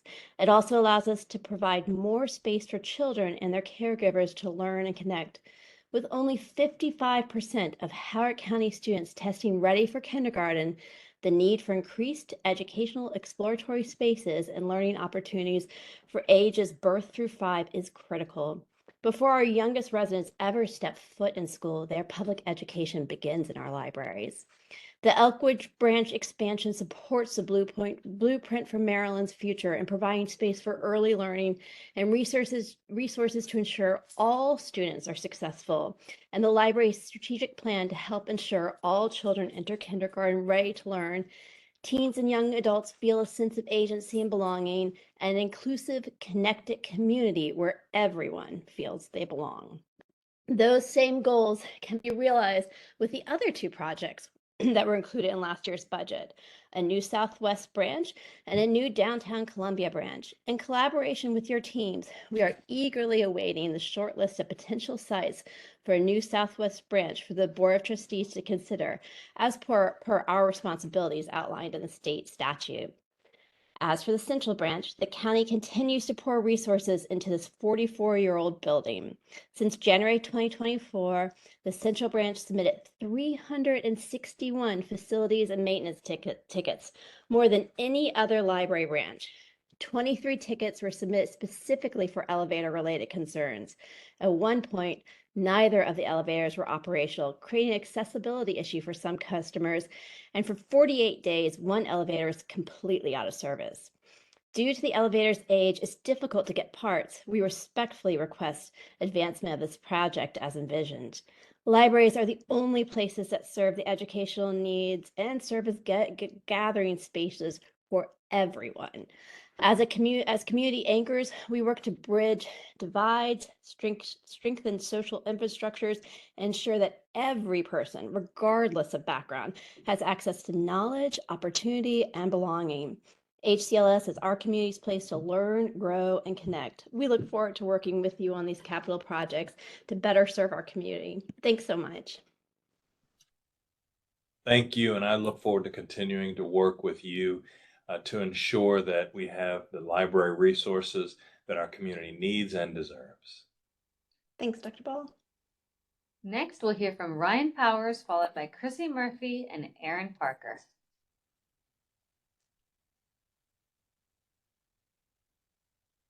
Hello? Hello. Hi, sorry. Thank you. Good evening, Dr. Ball and staff. I am testifying today in support of the Board of Education's budget requests. I want to begin by saying this feels like deja vu. For 2 years now, you have put out the same charts explaining how the county is providing historical funding. I feel like I have again worked to put out the same charts showing that this funding has not kept pace with inflation and that this historical funding you mentioned is actually a decrease in the percentage of funds HCPSS receives when considering the whole budget. When adjusted for inflation, per pupil spending since 2010 has increased only $302. HCPSS budget percentage has decreased from 52% in 2018 to 46.2% in fiscal year 25. These numbers are concerning.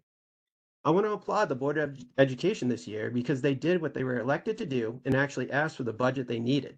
And it shouldn't be surprising that the board requested this.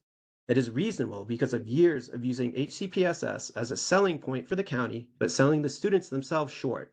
For example, special education students have increased 11.29% from 2018 to 2023. English language learners increased 35.2%, and students experiencing poverty increased a substantial 43% in the same period. Again, there are reasonable needs that the Board of Education is asking for. Your letter dated March 14th to the Board of Education states that there are many challenges ahead, including federal job cuts and uncertainty in federal funding for education. This is the exact reason that funding to the school system should be increased. The education of the county students is at risk and needs your support. We cannot expect teachers and staff to be the front lines of our county's children in mental health and other services without the funding needed to properly address this, including specific programs and compensation. The role of teacher has been expanded, and the budget now needs to accurately account for this. Your letter on March 14th also makes it clear you don't intend to fully fund the budget request from the Board of Education. If you do not, we need to hear from you why you will not. What can be cut from this year's budget? As our county leader, if you say the budget is unattainable, you have an obligation to say exactly what isn't possible. This isn't on the Board of Education. They did their job by asking for what the school system needs. If you held more community meetings like other counties do in fact do, residents could understand and hear your perspective about the budget. Residents could be partners instead of antagonists pointing out the propaganda. Sending a letter to the BOE a week before public testimony and a few weeks before you submit your budget to the county council is no way to engage in meaningful conversation about making HCPSS more efficient. It is just an excuse to duck the public you serve and carry out a slash and burn on the school system funding. I don't want to face staff layoffs, class increases, and program cuts like we did last year. Thank you for your time. And thank you for your testimony.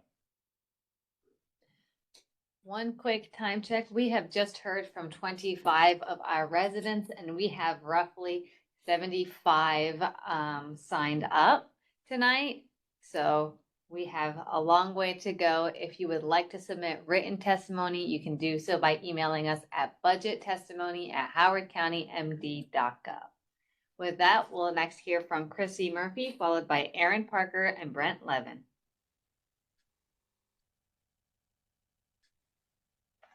Hello, my name is Chrissy Murphy, and I'm here to ask you to please ensure that there is funding in the HCPSS budget for reading.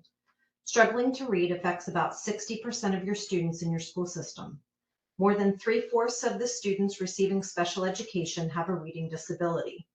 Struggling with reading affects all classes that these students take, their self-esteem, mental health, friendships, and so many more aspects of their lives.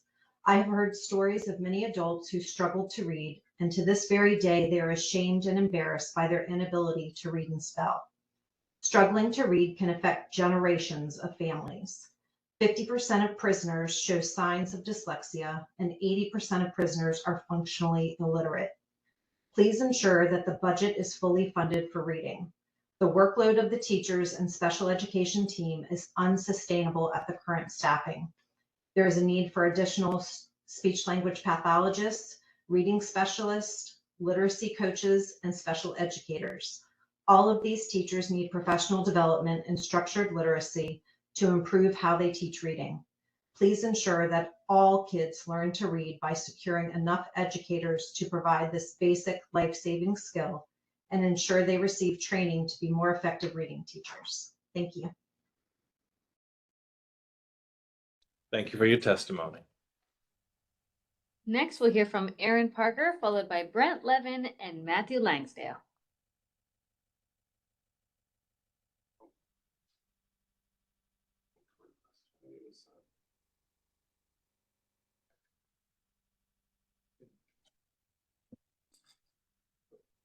Oh, I think we just lost Aaron.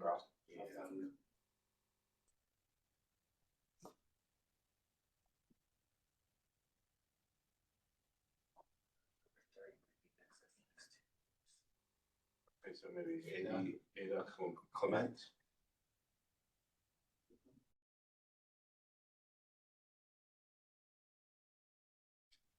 Aaron? There we go. Oh. Hello, can you hear me? Yes, we can. Hi, my name is Erin Parker.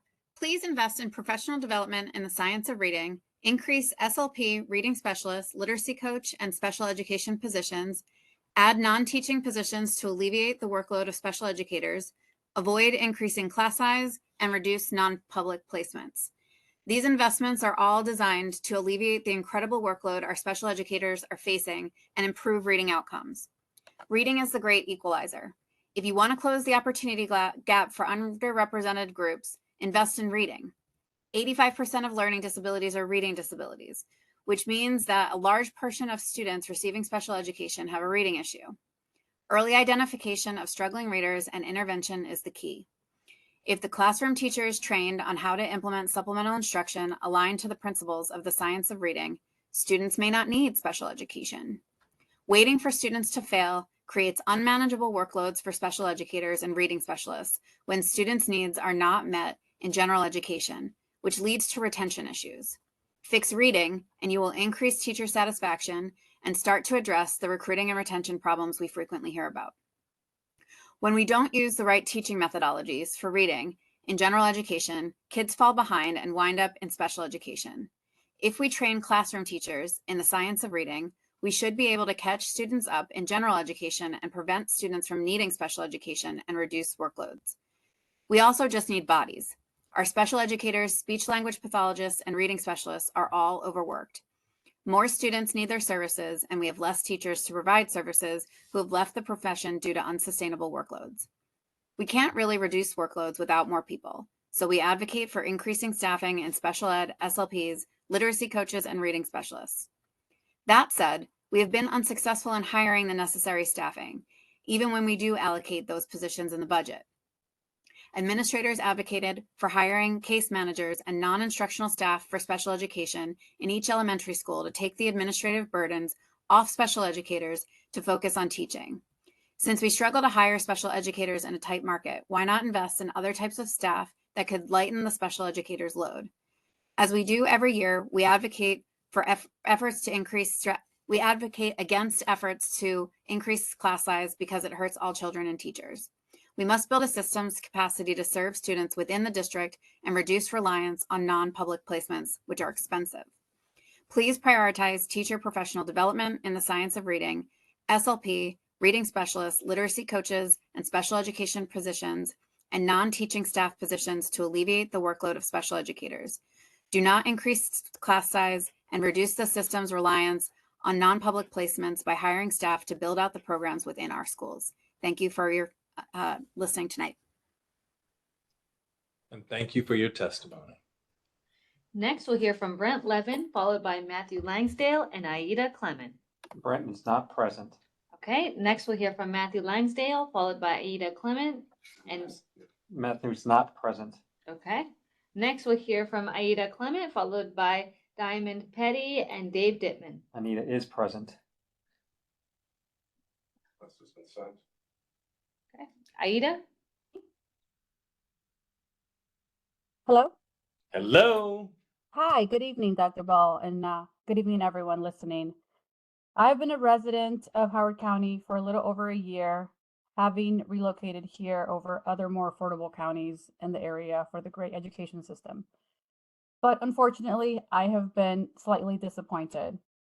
I'm also the parent of 3 students in the Howard County Public School System, one of which has an IEP for dyslexia and benefits from special ed, and 2 of which attend Triadelphia Ridge Elementary School. Our elementary school is in dire need of special education resources, especially for the regional program currently operating in our school. Lack of resources, and perhaps even more importantly, lack of a gateway school for elementary school students with different emotional needs, has placed immense pressure on our school staff, students, and community to adapt as best we can. However, as a parent, I am concerned with the daily safety of all students and staff in these situations, and equally concerned of the long-term consequences and impacts for our teachers and all students may have related to these incidents when students are in crisis, and which have been allowed to take place for years due to the lack of response and solutioning. My understanding is that special education funds have recently been underspent.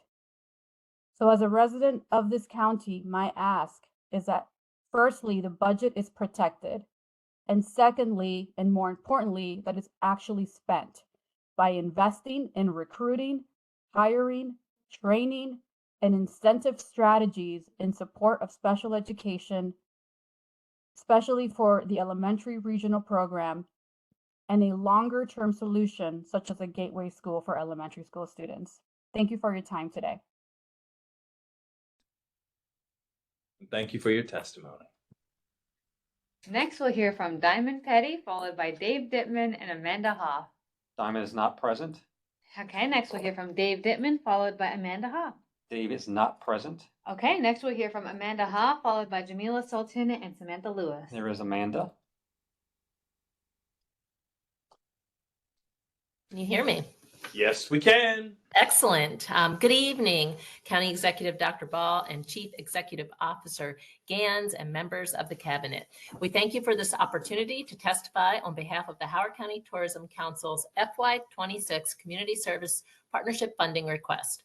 I'm Amanda Hoff, Executive Director for Visit Howard County. Our offices and the Howard County Welcome Center are located on Main Street in Ellicott City's historic district. I am pleased to add that the Welcome Center is undergoing renovation to restore the historic post office building's unique features and historical integrity. Freshly installed exhibits will honor Howard County's history and quality of life and orientate visitors and residents alike on all there is to see and do in Howard County. We anticipate the renovation will be complete in May and look forward to you joining us at the ribbon cutting ceremony. First and foremost, on behalf of our board, staff, and the 400 plus tourism businesses and organizations we serve, thank you for your ongoing support. While the annual community service partnership funding we request is critical to our operation, we also benefit from working in partnership with your office. We are grateful to have a leader who realizes tourism's positive impact on the community. Working in partnership with you and our colleague organizations, including the Economic Development Authority, the Howard County Chamber, the Maryland Office of Tourism Development, and numerous others, we can effectively respond to the needs of our tourism industry businesses by connecting them to resources and opportunities and advocating on their behalf, all while keeping them in front of consumers through impactful marketing programs.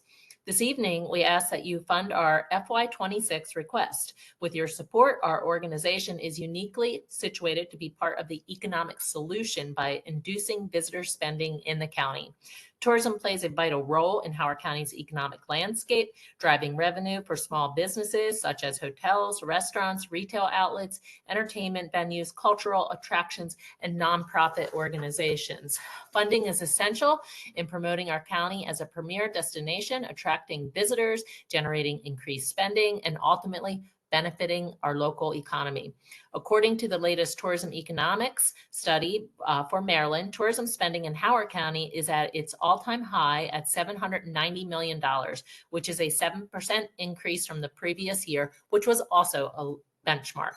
Investing in tourism marketing has a proven return on investment.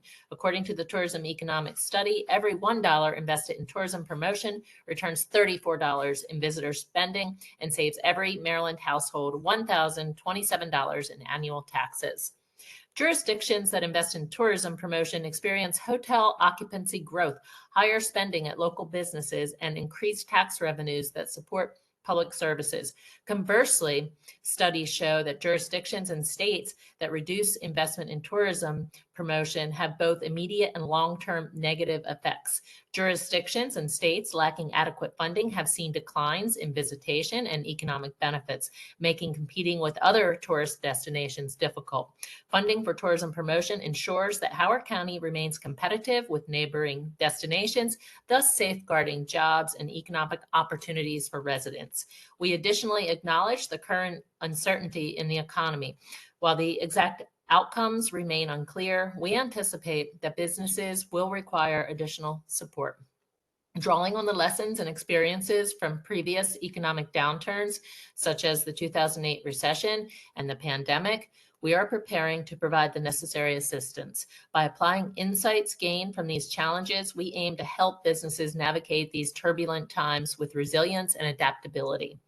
While we recognize we are among the many worthy causes that need your support, we thank you for considering Howard County Tourism Council's 26 funding request. With your support, our organization is uniquely positioned to increase tourism spending for the benefit of all who live, work, play, and thrive in Howard County. Again, I thank you and the Cabinet for your time this evening.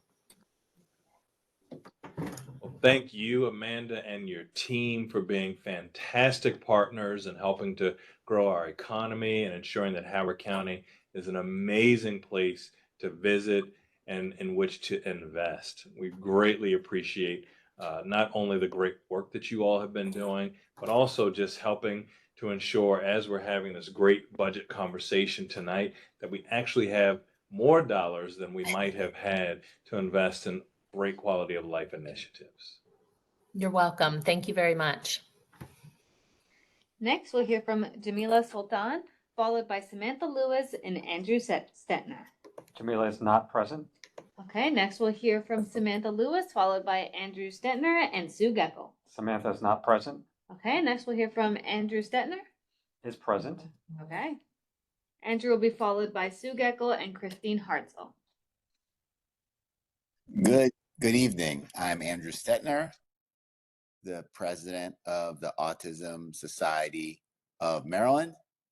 Thanks for hearing our concerns. Dr. Ball, we're grateful for our ongoing partnerships with you, like the building of Patuxent Commons, and look forward to seeing you again at our Autism in the Park celebration in Blanda Park on April 5th.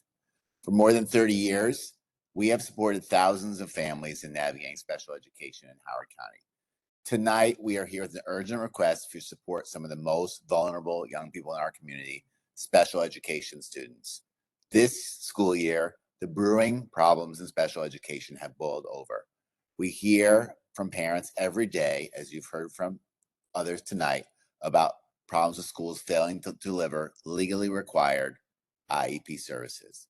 Problems with students are not being solved quickly enough, triggering major risks and behaviors that endanger special education students and others. At the urging of the community, the Board of Education is asking what we need to meet our legal responsibilities and uphold the values of why many families have chosen to live here. Directing more funds here in Howard County Public Schools so we don't have to send our money and our students across the state to private, so-called non-public schools that are costing us millions of years.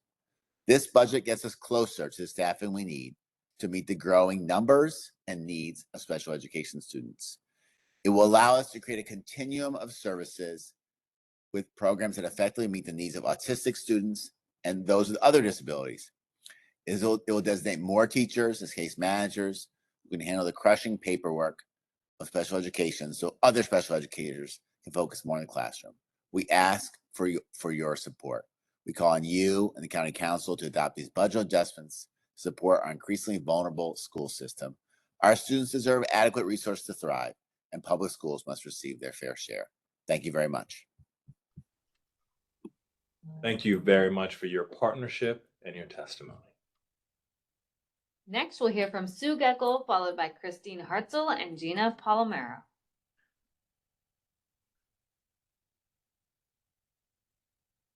Good evening. My name is Sue Geckel, and I am speaking on behalf of HopeWorks Board of Directors. County Executive Ball and staff, thank you for letting me testify this evening.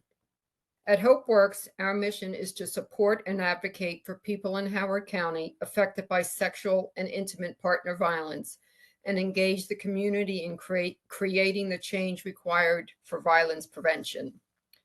HopeWorks has been providing services in Howard County for 47 years.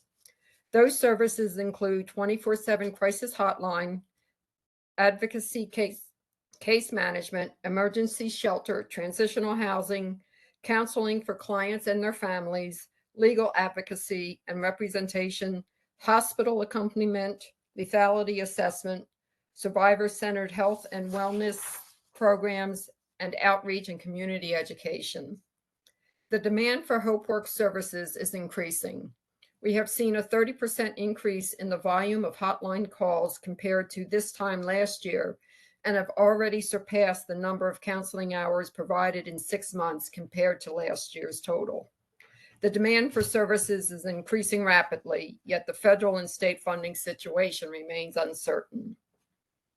I have provided a supplemental document that further describes our innovative programs and also details the number of services provided in FY24 and the first 6 months of FY25. To continue to do this much needed work, HopeWorks requires funding. In FY24, funding primarily came from government sources. Federal grants provided 30%, state 27%, and Howard County another 27%.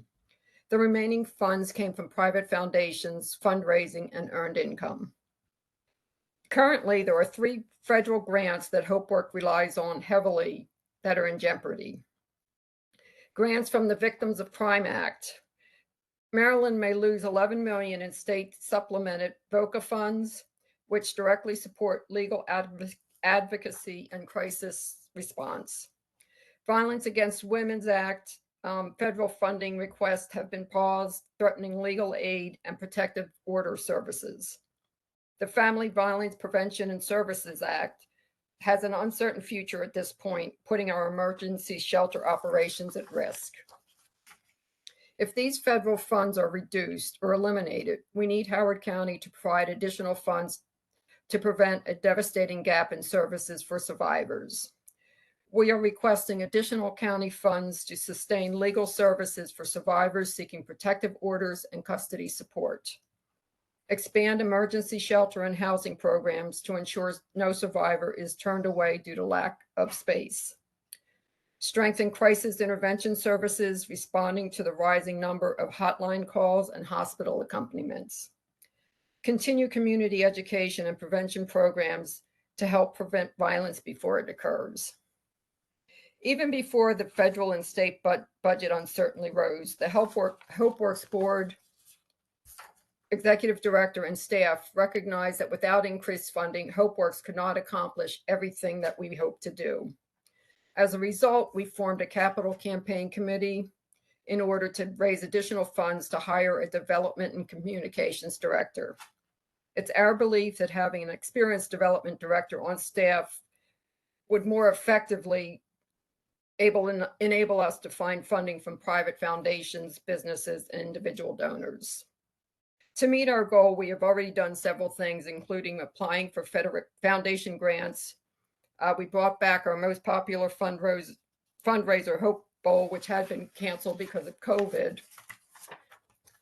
We've sought to secure matching donations, and we've developed a list of potential new donors that we mailed letters to for 2 campaigns. We understand that we need to diversify our funding sources and are working to do that, but the possible loss of federal and state funds will be devastating to our clients. In summary, HopeWorks is a national model for survivor-centered care. We provide emergency services, legal aid, housing support, and innovative wellness programs. Federal and state funding is uncertain, and without increased county support, these life-saving services are at risk. We urge you to stand with survivors and commit to ensuring their safety and well-being in Howard County. Thank you very much for letting me testify. Thank you for your testimony, and thank you for reminding all of us during these uncertain fiscal times of the challenges that our nonprofits who really help serve our community also face. Thank you, Dr. Ball.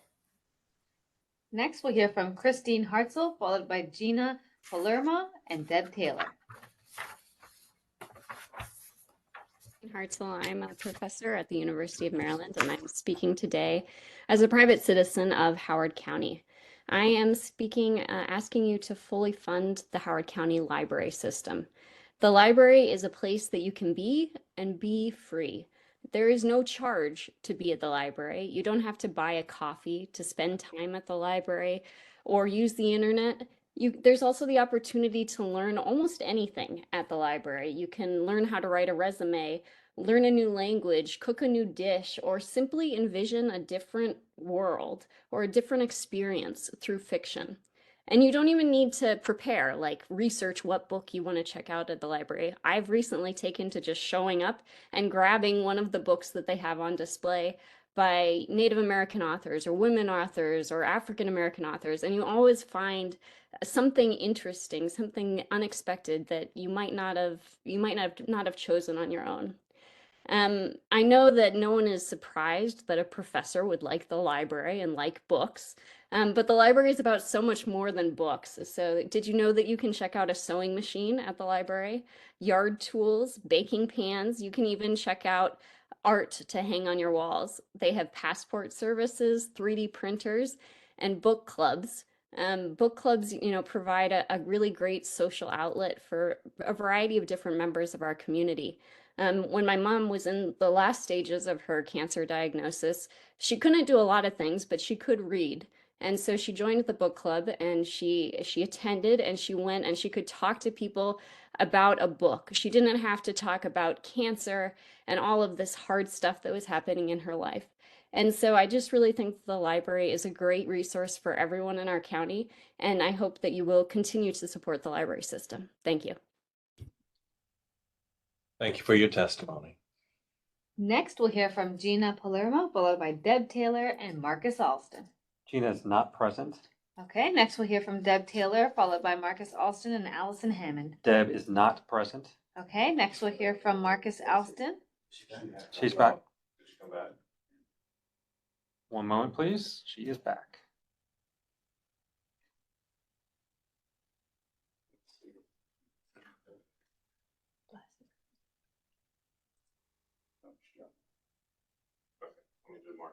Marcus is next. Marcus is up. Okay, next we'll hear from Marcus Alston. Good evening, County Executive Ball. Thank you for the opportunity to speak tonight. My name is Marcus Alston. You may know me through my mental health work with Alston for Athletes, but recently I was also named a Horizon Foundation Fellow. As a fellow, I've been learning about how to better advocate for important public health policies, working together with the foundation staff and community partners. I am pleased tonight to speak on behalf of the Horizon Foundation in support of continued investments in the health of our community. First of all, thank you. You have been a consistent and vocal champion for the health of your constituents over your many years in office. You have worked to ensure access to mental health care and for prenatal care for uninsured moms and their babies. You have made record investments in our streets and pathways to make them safer and more accessible to everyone. You have made fresh produce available and affordable to those who most need it through the revolving radish. And these are just a few examples.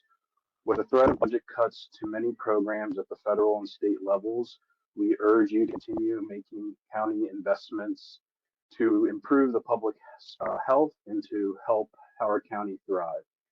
In addition to the Foundation's written testimony that touches on several public health issues, I like to focus my comments tonight on the importance of protecting school-based mental health services in this year's budget.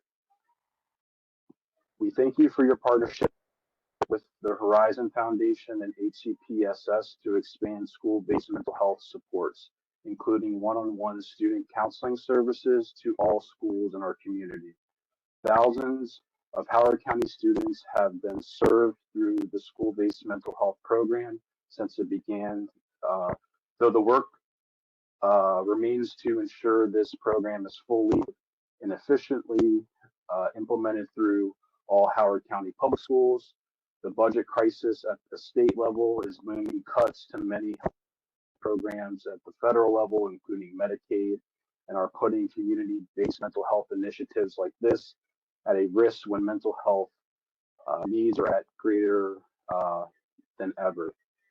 In Howard County, 30% of middle schoolers report feeling sad or hopeless. Our Black and Latino girls and our LGBTQA or IA plus children and youth experience the highest rates of mental health challenges, including depression and suicidal ideation.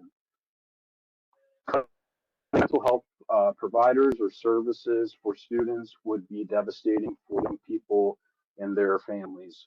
Without getting the help they need, students' mental health will only get worse. More will end up in emergency departments and families will suffer. We urge your administration and the Board of Education to protect funding for mental health providers in the HCPSS budget. This one program alone is reducing barriers to care, ensuring that all students who need help can get it. Everyone in our community should be able to access the mental health services they need. We thank you for your partnership in all these efforts. We urge your administration's continued commitment to be true to the values of this community and working to ensure that all residents can live healthy and abundant lives. Given the environment at the federal and state levels, the work we do together here in Howard County is more important than ever, and we look forward to continuing that work with you. Thank you for your consideration. And thank you for your testimony. Next, we'll hear from Allison Hammond, followed by Andrea Chambly and Mariah Byers. Allison is not present. Okay, next we'll hear from Andrea Chambly. Andrea is not present. Okay, next we'll hear from Mariah Byers, followed by Rachel Moore and Carolyn Hayden. Mariah is present. Can you hear me? Yes, we can. Okay, great. Thank you. Good evening, Dr. Ball and members of your team, and thank you for the opportunity to speak tonight. My name is Mariah Byers, and I'm a resident of Columbia and the current chair of Long Reach Cares, which stands for Community Action and Resources for Environmental Stewardship. I am also a director of the Wildlife Society, the Professional Society for Wildlife Biologists, and am certified as an associate wildlife biologist through their certification program. I'm speaking tonight on behalf of Long Reach Cares to express support for funding to hire a second full-time wildlife manager and in support of increased deer management in Howard County. Howard County conducted a white-tailed deer density survey in 2023 and found that the average number of deer per square mile was 75 deer, with some areas having over 150. Research indicates that to maintain healthy forest regeneration and ecosystem balance in Maryland, white-tailed deer populations should be managed to fewer than 20 deer per square mile. The stark contrast between the recommended 20 deer per square mile and Howard County's average of 75, reaching over 150 in some areas, clearly illustrates the severe overpopulation of white-tailed deer in our region. This overabundance strains our ecosystems, increases human-wildlife conflicts, and underscores the urgent need for a second full-time wildlife manager to help address this growing issue. The human-wildlife conflicts that we see with white-tailed deer can include both direct and indirect impacts. Some of the direct impacts that we see are deer browsing on gardens and native plants, as well as deer vehicle collisions, while indirect impacts include the proliferation of ticks, which are vectors for Lyme disease. Research indicates a direct correlation between deer density and tick abundance, thereby increasing the incidence of Lyme disease. I've seen deer that have been struck by vehicles while driving on Oakland Mills Road and 175. I have a colleague that contracted Lyme disease from a tick while conducting field work.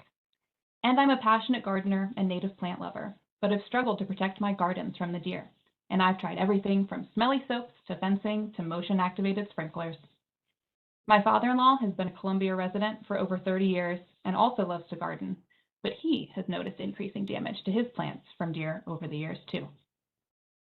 I appreciate the steps the county has already taken to manage the deer population, and I recognize the effort that has gone into addressing this complex issue. However, the continued rise in deer-related challenges, ranging from ecological damage to public safety concerns, makes it clear that more needs to be done. Please consider allocating the necessary funding towards hiring a second full-time wildlife manager. Through my work with the Wildlife Society, I have a strong network of local wildlife professionals and would be happy to facilitate connections if the county is interested in collaborating with experts in the field. Thank you for your time tonight and for your attention to this critical issue. And thank you for your testimony. Next, we'll hear from Rachel Moore, followed by Carolyn Hayden and Kelly Kleinfelter. Hello, good evening. Thank you, County Executive Ball, Chief Executive Officer Gans, and distinguished guest. My name is Rachel Moore, and I am the president of the Maryland Athletic Trainers Association. I am here today in testimony to support of Howard County employing full-time athletic trainers to their schools. I stand before you today as an advocate of hiring 13 full-time athletic trainers and a county manager for these schools. The safety and well-being of our student athletes must be a top priority, and ensuring full-time athletic trainer coverage is essential to achieving this goal. The urgency of this matter is underscored by recent lawsuits against Howard County following a catastrophic injury sustained by a high school basketball player. This incident highlights the critical need for trained medical professionals to be present and on site. Without proper medical oversight, the county is exposing itself to significant financial liabilities, far exceeding the cost it is to employ full-time athletic trainers. To provide context, hiring 13 full-time athletic trainers and a county manager would cost approximately $1 million annually, representing less than 0.1% of the county's $1.2 billion educational budget. This is a modest investment to safeguard our student athletes and protect the county from potentially devastating legal and financial repercussions. Currently, Howard County employs 7 ATs to serve 13 schools, a long-standing issue that has been worsened in recent years, particularly due to the challenges of the COVID-19 pandemic. Neighboring jurisdictions, including Baltimore County, Baltimore City, and Montgomery County, having transitioned to direct hiring models that offer more competitive salaries, benefits, and pensions. As a result, Howard County has struggled to attract and retain qualified athletic trainers, placing student athletes at an unnecessary risk. Additionally, the establishment of a county manager is crucial to the success of this initiative. This leadership position would provide oversight, ensure the continuity of care, and facilitate the implementation of policies and procedures that prioritize student safety. A county manager would also serve as a valuable resource for stakeholders who may not be well versed in the standards and best practices required to protect student athletes. Evidence from these other counties has demonstrated that the direct hiring is an effective solution to the current staffing crisis. If Howard County adopts this approach, it will not only enhance student safety, but also create a more stable and efficient athletic training program. Investing in full-time athletic trainers and a county manager is an investment that our students, our schools, and the long-term financial security of the county.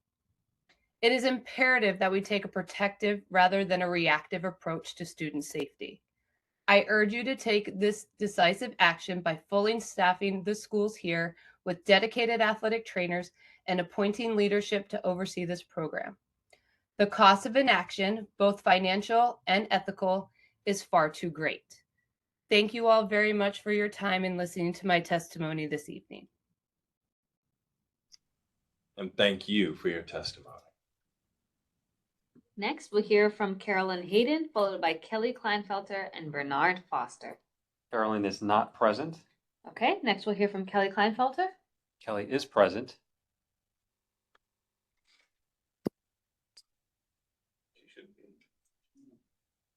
Thank you. Can you hear me? Yes, we can. Good evening, everyone. Thanks for the opportunity to testify. County Executive Ball.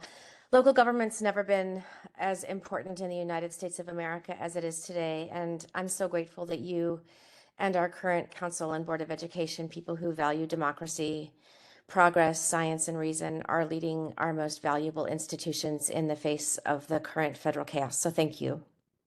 My name is Kelly Kleinfelter, and I'm here tonight as an HCPSS mom, teacher, the president of the Howard Progressive Project, and a co-chair of Living Wage Howard County, a coalition active since 2021 to fight for higher wages for workers in our community.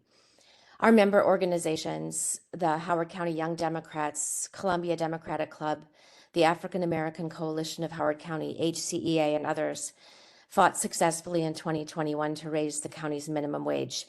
Today, as we continue to lift up our most vulnerable workers and families, we ask you to fully fund the school budget because it appropriately values the role of HCPSS in our community. Please allow me to share some HCPSS budget facts. MIT's living wage calculator says that a single worker with no children who works 40 hours a week for 52 weeks a year needs to make $26.48 an hour to live in Howard County. Half the steps and grades for para-educators, for example, on our current pay scale, make less than that. We can't continue to underpay folks who work so closely with and serve our children. Since 2010, those of us who serve in schools have seen a 30% increase in students seeking mental health treatment in school. We've seen, I'm sorry, that number should be 2019. Since 2019, we've seen a 30% increase in students seeking mental health treatment in school. We've seen an 8% increase in student homelessness. We've seen a 16% increase in students receiving special education services, a 32% increase in English language learners in our schools, and just an astonishing 43% increase in the number of students who qualify for free and reduced meals. Of course, we've also endured a pandemic, and we've moved in that time to one-on-one technology for our secondary school students, and these devices are now being replaced for many of our high school students, finally. And that's added a whole new budget line to our expenses in schools.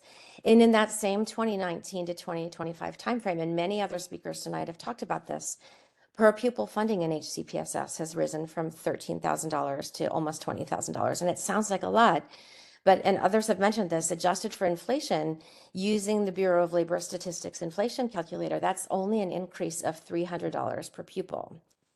And unfortunately, that $300 increase in real dollars over the last 15 years, it's not meeting the needs of our students. And this is what's happening in our Howard County schools today. This is what I see. We have too many classrooms staffed with uncertified and unqualified individuals.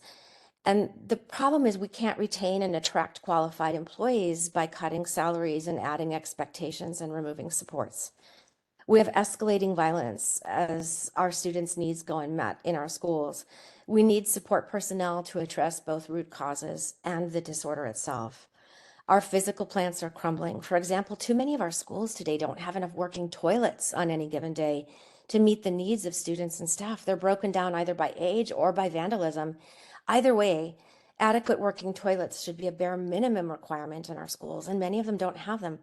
We don't have enough books or paper or pencils or tissues or hand sanitizer to operate our classrooms without teachers supplying them. And this is because every year since 2019, our funding has not kept pace with our children's needs. Please understand, the superintendent and the Board of Education made this budget request because we asked them to. Our coalition asked them to because we know our schools need this funding. Parents and the community asked them to because our schools need this funding. Students know that we need this funding. Teachers and paras and custodians and kitchen staff know it too, because they're struggling to pay their rent while working in an overburdened system. And as the keeper of the purse, the state of the schools is the county executive's responsibility. We've seen you respond to other community needs, to increasing hunger, to rising youth violence, to federal agency instability and layoffs, and a pandemic with steady leadership, with innovative programming and the appropriate application of funding. Please continue your track record of good stewardship of our county's institutions by caring for its most important, our public schools. Our children deserve it. Thank you, sir. And thank you for your testimony. Next, we'll hear from Bernard Foster, followed by Chris Maynard and Sharon Gamble. Request to unmute has been sent.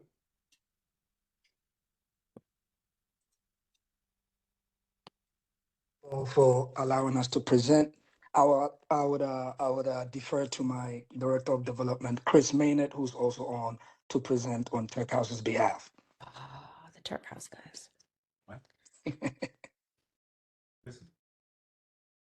My friend Chris Maynard from Turk House. Was it? It was good. Is everybody hearing me okay? Yes, we can. Fabulous. I know I'm keeping everyone from watching March Madness, so I'll keep this pithy, as they say. The reason for our testimony this evening, the Turk House, which many of you may not know, operates 2 homes in Howard County, which are residential treatment facilities for both men and women.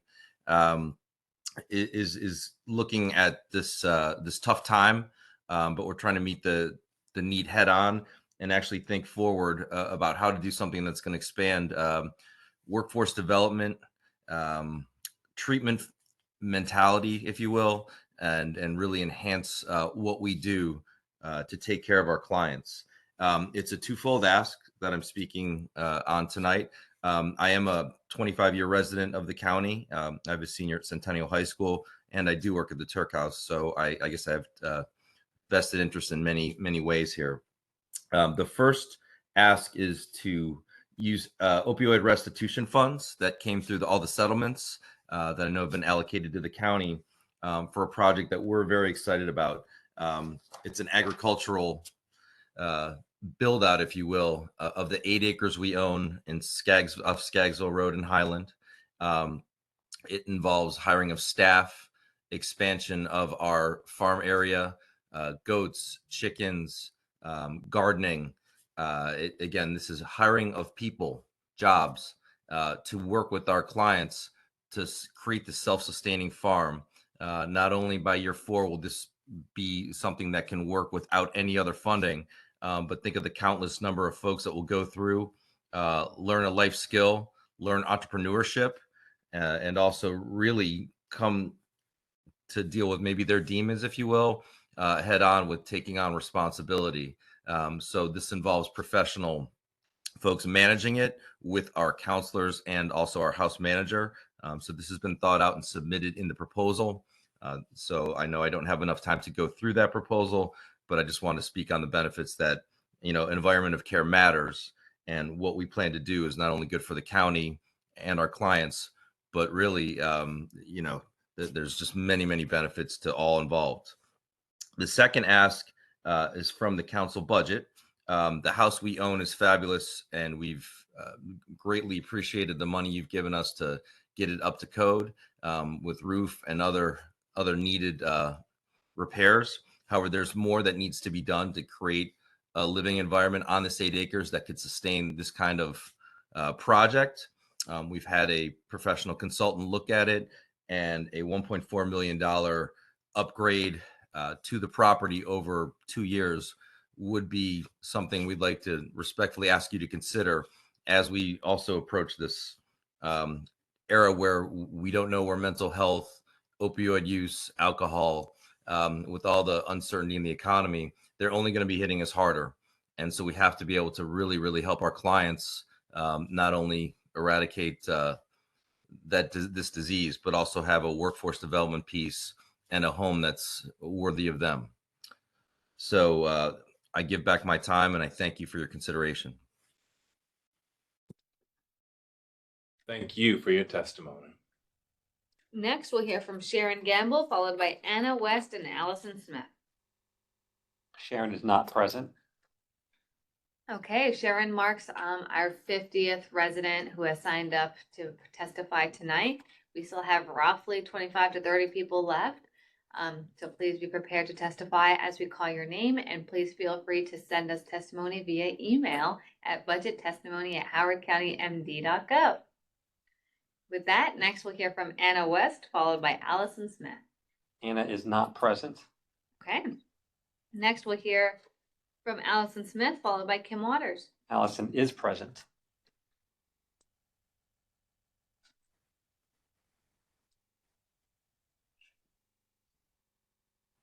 I think we just lost her.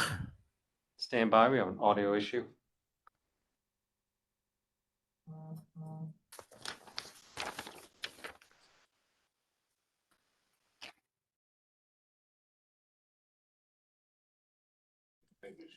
Can you hear me?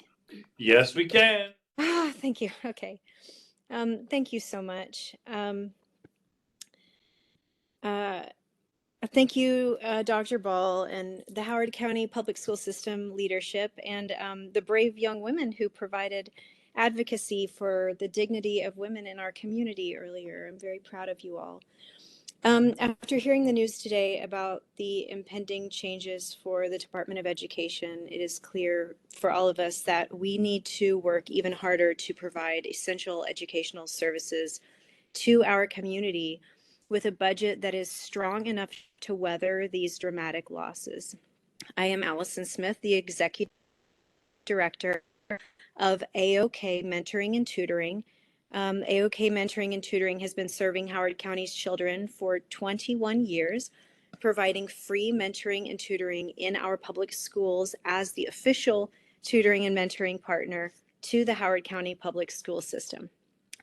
Every year, our volunteers help up to 400 students, kids struggling with schoolwork or facing challenges at home. And we thank the Howard County government for its support of $15,000 over 2 years. We are a lean, fully remote nonprofit, keeping overhead low so that we can focus on what matters, students. Our part-time executive director and dedicated volunteer mentor tutors make a real impact. Over 75% of our mentees improve or maintain their school attendance, and 100% show better social skills per school system data and teacher surveys, respectively. Despite serving 30% of Howard County Public Schools, AOK operates on a budget of $40,000 a year with zero financial obligation from the school system or the families we serve. Howard County is known for its strong schools and resources, but we see firsthand that many families still struggle with issues beyond the scope of academic life. Our mentors and tutors support Howard County students through periods of grief, parental illness, family income struggles, and any other aspect of a student's life that could benefit from the attention of a trained mentor. We specialize in lending support to the school population that may be identified as yellow zone students, students who are experiencing a life change or who are struggling in a particular subject in school, but who aren't necessarily eligible for more serious academic or mental health interventions, and who could greatly benefit from a mentoring relationship and one-on-one tutoring. We also provide generalized in-classroom support at no cost to the school system, where school staff may be struggling to meet the demands of special students. Nonprofits like AOK Mentoring and Tutoring are essential in bridging these gaps, supporting children, families, and schools through community-driven efforts. As the city faces tough budget decisions, we urge you to prioritize organizations that are making a difference where it's needed most, with the families that are the fabric of this great community. Thank you so much. Thank you so much for your testimonies. Next, we'll hear from Kim Waters, followed by Dana Soar and Young Jing. Kim is not present. Okay, next we'll hear from Dana Soar. Dana is present. Can you hear me okay? Yes, we can. Awesome. Thanks. Thanks for staying late just for me. Well, good evening. You know it. Good evening, Dr. Ball and team. I'm the Deputy Director of Bridges to Housing Stability and a resident of Columbia. I'm filling in tonight for Jen Broderick, who couldn't be here. Bridges provides housing-related services and affordable housing to Howard County residents. And on behalf of Bridges, I ask you to support a 2% increase in funding for the community service partnerships and plan to end homelessness. Homelessness and housing instability have a direct impact on an individual's physical and mental health, job and school performance, and financial stability. But once housed, our clients stabilize. They visit the emergency room less frequently, and they find jobs that our community relies on in childcare, healthcare, schools, social services, and many more occupations that are essential to everyday life in our county. Even with a modest increase of 2% for the community partnerships and the plan to end homelessness, the total spend will remain far less than 1% of the county's operating budget, and the funds will assist thousands of county households. With these funds, Bridges can continue to help those whose housing is lost or in jeopardy. Having stable housing is one of the top indicators of success for students in school and a key determinant of health. In our Family Home Start program, which we launched last year thanks to Your Home initiative, we have rehoused 187 individuals in 51 families, including 92 children who are enrolled in the county's public school system. Bridges leverages much of the county's funding through our own fundraising efforts, including donations and grants from other sources. So we don't rely solely on the county's funding to run our programs. The county's plan to end homelessness document is being updated now. In a recent evaluation of our coordinated system for homeless services, it was noted that rapid rehousing has been very effective, with overall returns to homelessness at only 4.5%. But on average, 34 households are added to the county's homeless list each month, while there are only 13 exits out of the system and into housing or temporary destinations. More than 200 households are on the waiting list each month. We need funding to help divert households from entering our system, and we need to expand rapid rehousing to serve more households. Those steps would improve the flow of families out of the coordinated system. Unfortunately, we can no longer rely on the federal government to fund homeless services. A modest increase in funding for the Plan to End Homelessness will allow us to operate the programs that have the biggest impact on our system and help more families exit to permanent housing. We hope you'll support these essential funds in your budget. Together with our partner organizations, we serve thousands of vulnerable county residents each year, and these operational and program funds are essential. Together, we can move forward in the work to ensure that homelessness in Howard County is rare, brief, and non-recurring. The entire Bridges family thanks you for your support and commitment to serving the needs of everyone in our county. Good evening to all. Thank you for your testimony, and thank you in being a partner in ensuring that all of our residents are seen, and hopefully we can keep a roof over their heads. Next, we'll hear from Yun Xing, followed by Christine Fritz. Young is not present. Okay, next we'll hear from Christine Fritz, followed by Drew Roth and Kat Carter. Kristen is present.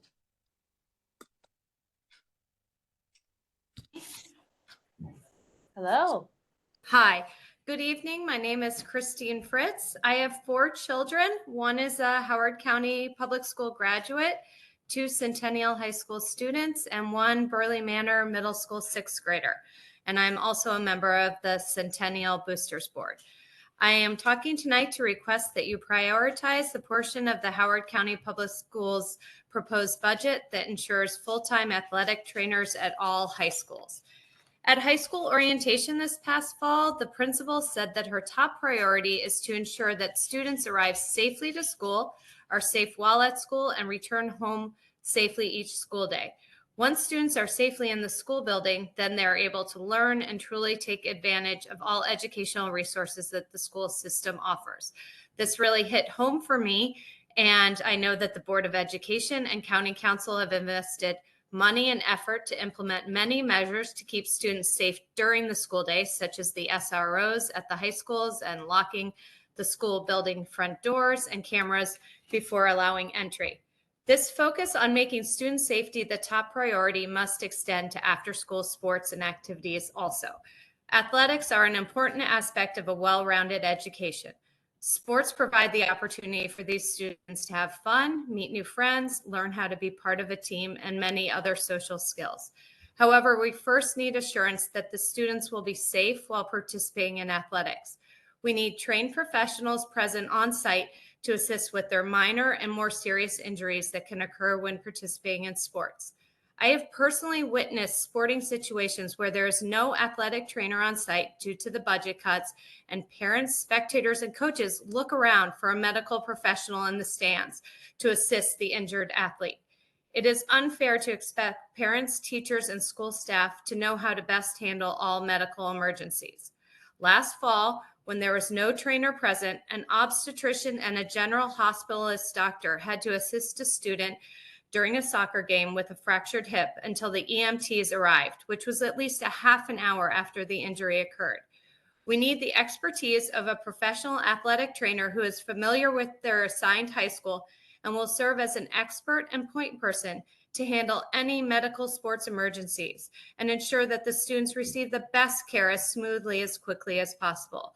The trainer will know where all AEDs are located in case of a serious emergency, the best way for an ambulance to access all the fields and the gym, as well as manage any routine injuries and assess students' return to play after injuries. Funds are designated each year to hire well-qualified coaches to teach and train our athletes so that they know how to best perform their sport. Now we need a full-time trainer at each high school to ensure our student athletes' safety while playing sports. So please make certain that the budget includes funding for 13 full-time athletic trainers. Thank you. And thank you for your testimony. Next, we'll hear from Drew Roth, followed by Kat Carter and Sean Happel.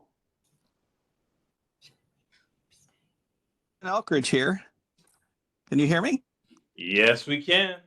All right. I was going to read the written testimony I've already sent in, but after listening to the introductory remarks on how uncertain the budget situation is now, I'm going to change it up and make some helpful suggestions instead. We can deal with a tight budget by providing the whole county with the same level of services that are provided to Elkridge. If it should be the case that we can't afford to build and operate a community center in Elkridge, can we really justify having them in the rest of the county? You should close all of them until the budget situation improves. The same with the public pools in North Laurel and Ellicott City. Here's another idea. Elkridge has a very modest 50-plus center. If you can't afford to build a properly sized 50-plus center in Elkridge, I would propose scaling back the operating budgets for the other more full-featured 50-plus centers to the level of funding provided to Elkridge. The library in Elkridge is only 60% of the size recommended by the State Library Commission. One could certainly save money by reducing the budgets of the full-size libraries in Howard County to the level of expenditure for the Elkridge Library. And obviously, one would expect that a new glamour library on the Columbia lakefront is out of the question at this time. Perhaps the money allocated for a business case to justify that $140 million extravagance should be spent instead on an analysis of alternatives for the $180 million to be invested next year in an expansion and renovation of Oakland Mills High School. Does the Oakland Mills High School project provide the best value to the most residents of Howard County? Or is building a new high school in Elkridge instead a better choice? We should spend our money wisely. It may just be that locating schools in all parts of the county near where the students live is a long-term budget winner. It is clearly appropriate to provide the same level of services and amenities to all parts of Howard County in a fair and equitable manner. In a perfect world where we can afford a mindset of abundance, one would expect that the left behind parts of Howard County like Elkridge would be brought up to the level of service enjoyed by everyone else. But perhaps given current circumstances, you should instead give the rest of the county the Elkridge experience. Hope this helps. Thank you for your testimony, and I'm sure you know just how much it'll help.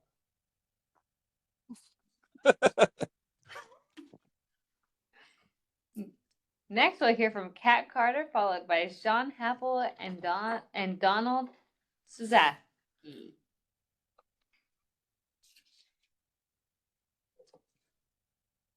Oh, I think we just lost Kat. One moment, please.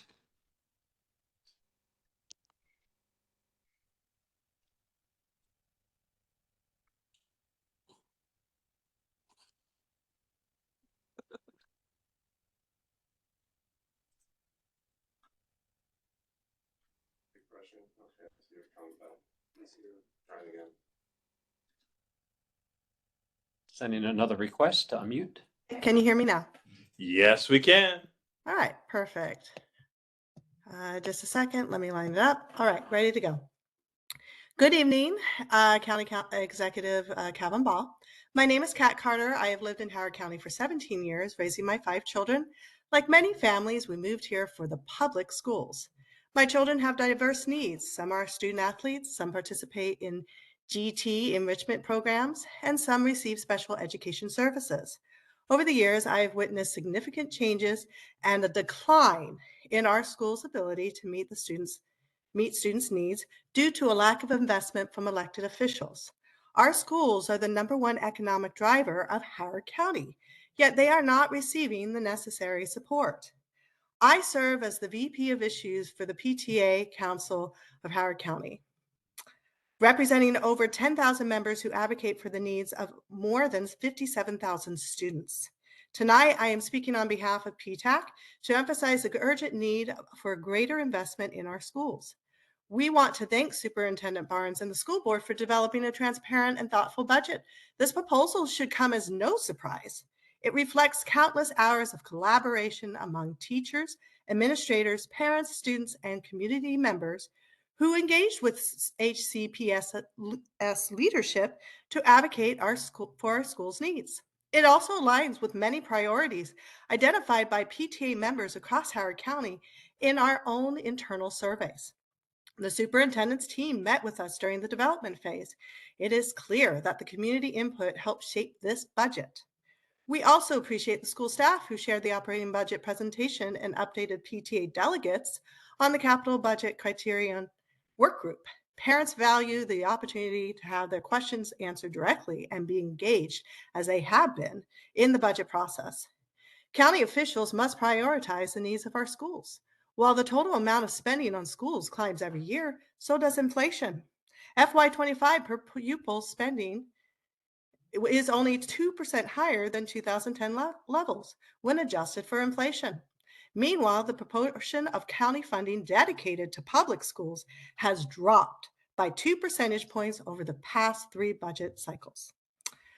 The Howard County school budget is attainable and affordable if county officials make the needs of our school students a priority in the 2026 budget, if they strengthen funding for the Adequate Public Facilities Ordinance, APFO, by asking developers to pay their fair share and increase wait times for overcrowded schools to reduce redistricting pressures and cost, and support County Council members Liz Walsh's legislation, CB 2025, to use excess surplus revenue from prior years to fund deferred school capital projects in the fiscal year of 2026 budget.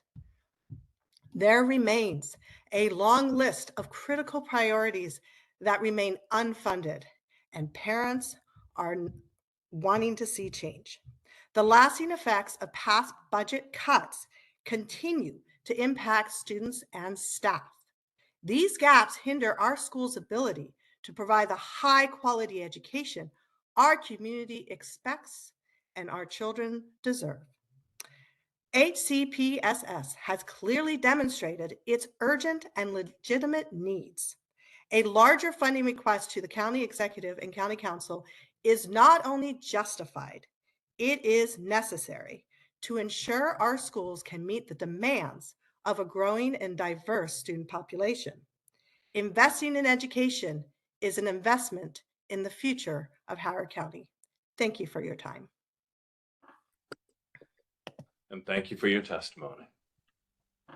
Next, we'll hear from Sean Happel, followed by Donald Suzatsky. Can you hear me? Yes, we can. Fantastic. A mentor of mine once said, you can always tell when a company is dying when it begins to eat its own seed corn. The same applies to counties. My name is Sean Happel. I am an engineer, a rocket scientist, and a father of 5. As the county executive, you have stated that demographics have changed, and resources need to be reallocated to this new reality. You have stated that you plan not to fully fund the current requested budget, even though that request doesn't even keep up with the pace of inflation. Should you refuse to fully fund the request, forcing the Board of Education to cut programs like gifted and talented programs, you are guaranteeing that those demographics will remain changed for all time as you drive away the young future the county has so wisely invested in during years past.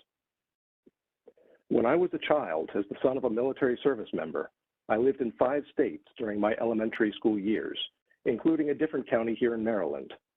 That other county in Maryland was 2 years more academically advanced than any other state that I lived in, cementing in my mind that Maryland prioritized education and would be a good state to raise a future family in. That played no small part in my decision to spend a to-date 20-year career in this state. I am no longer sure of that opinion.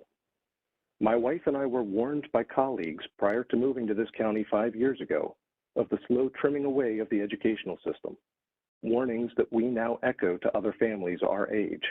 Families do talk. Our children will go to a high school that was due for renovation before they were born, and only our 5-year-old might see those renovations before they graduate if they aren't delayed again. Last year, we had to fight for GT and music programs. The year before that, for buses.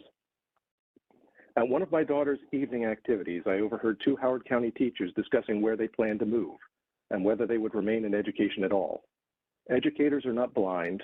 They see the regular threats to cut their positions, and in these uncertain economic times, many are proactively seeking alternatives rather than wait for the axe to fall. In these threatened cuts, both in removed positions and in reduced salary increases in the face of inflation, you are undoing the work of decades that sought to secure Howard County as the center of educational excellence in the minds of young families. How many employees of the NSA, APL, federal workers, and other highly skilled professionals will take their families and tax dollars elsewhere as they see you pivot your priorities to, quote, other demographics? As those families leave, they take your futures with them. Thank you for your time.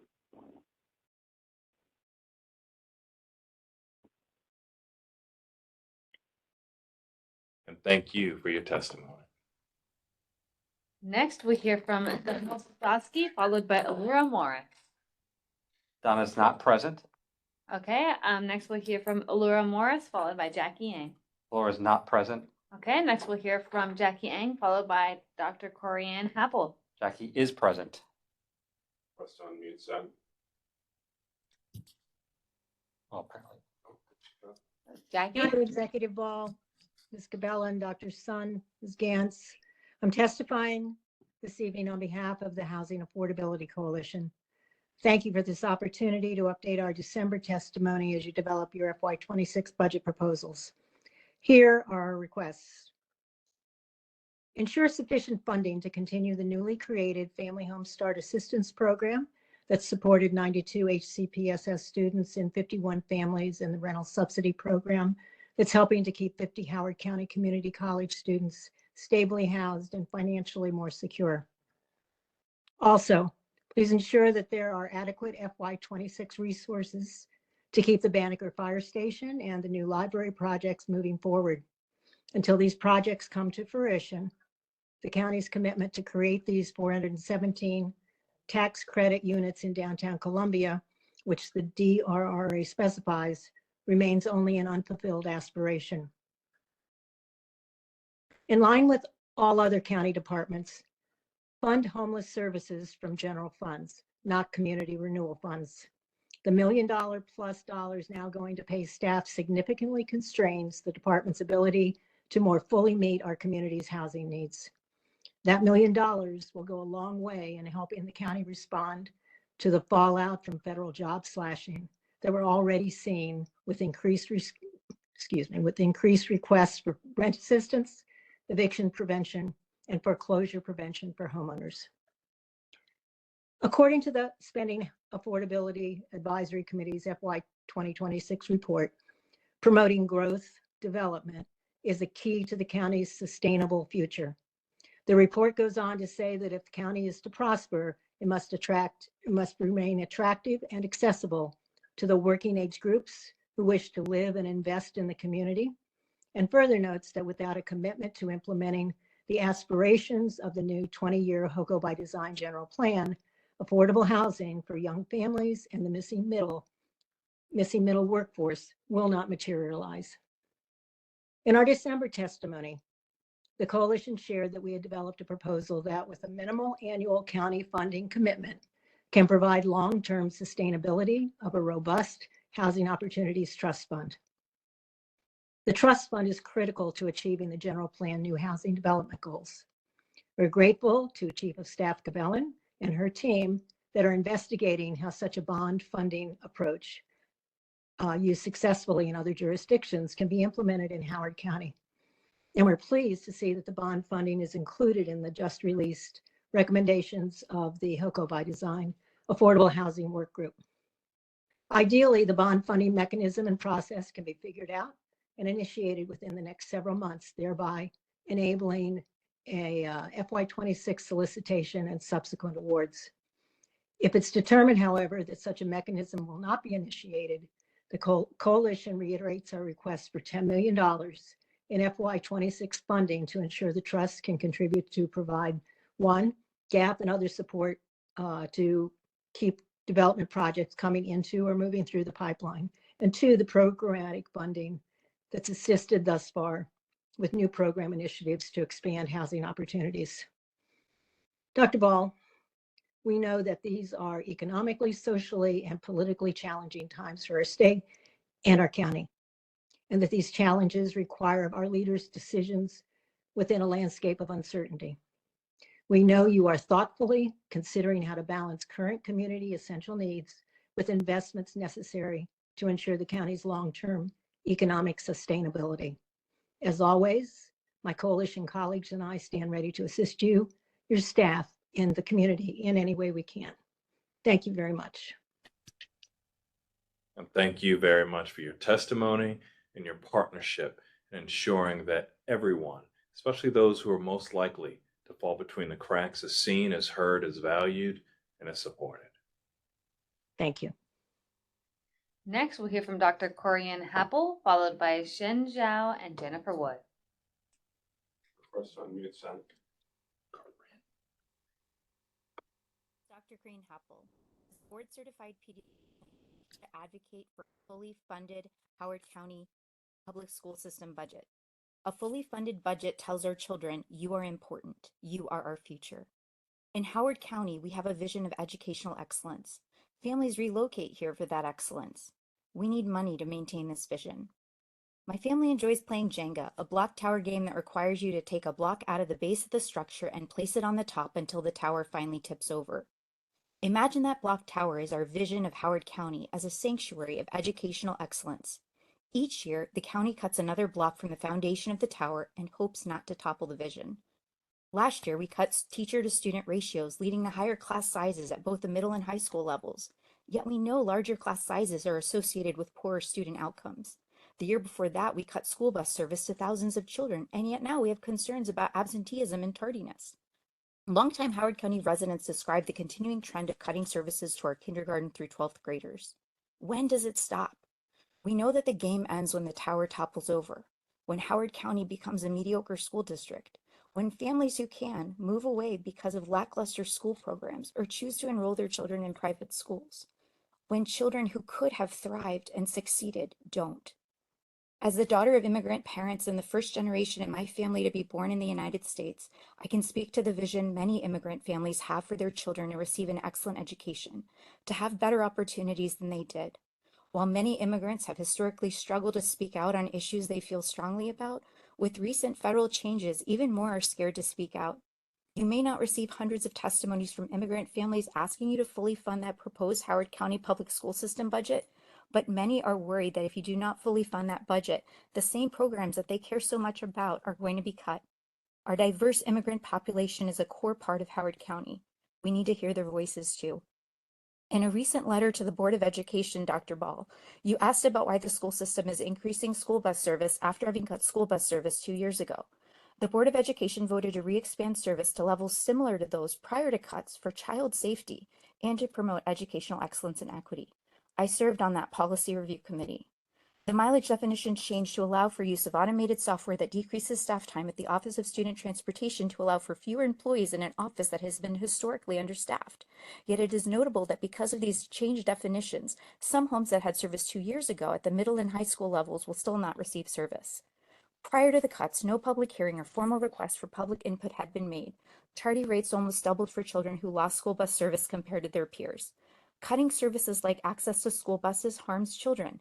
As a community, we learned and we created change. Let's move forward together. Please fund the proposed 25-26 operating budget for the Howard County Public School System. Our children are our future. Thank you so much. Thank you so much for your testimony.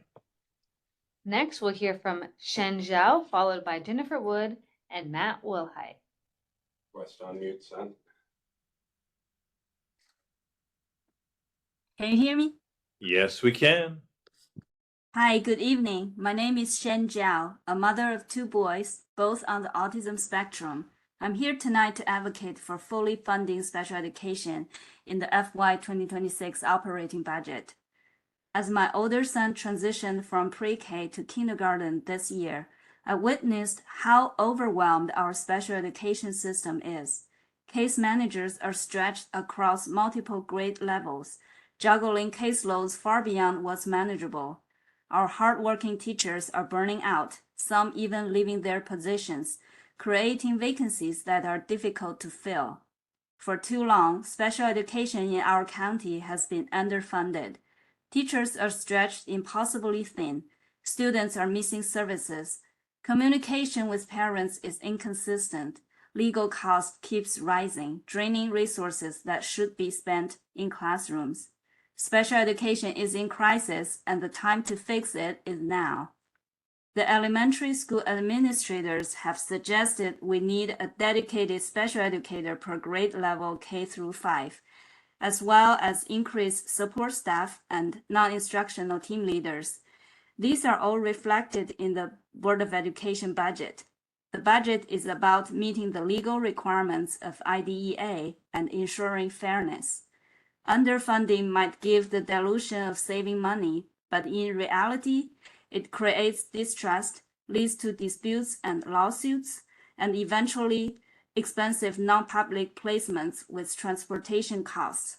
All of this costs more than fully funding special education from the start. And when special education is done right, it benefits everyone. It eases the burden on general education teachers and improves the classroom environment for all. Dr. Ball, you've said enrollment has been stagnant while the county continues to invest above MOE.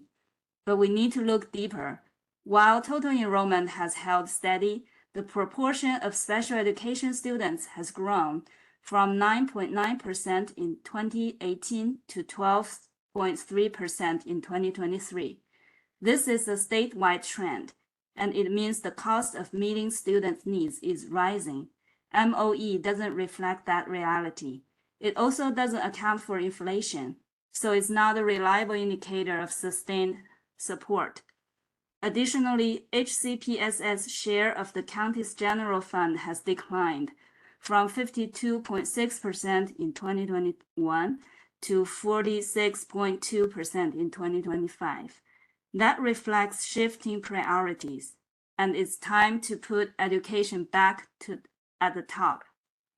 I understand that fiscal challenges, but where there's a will, there is a way. Dr. Ball and county officials, with your leadership, please fully fund special education.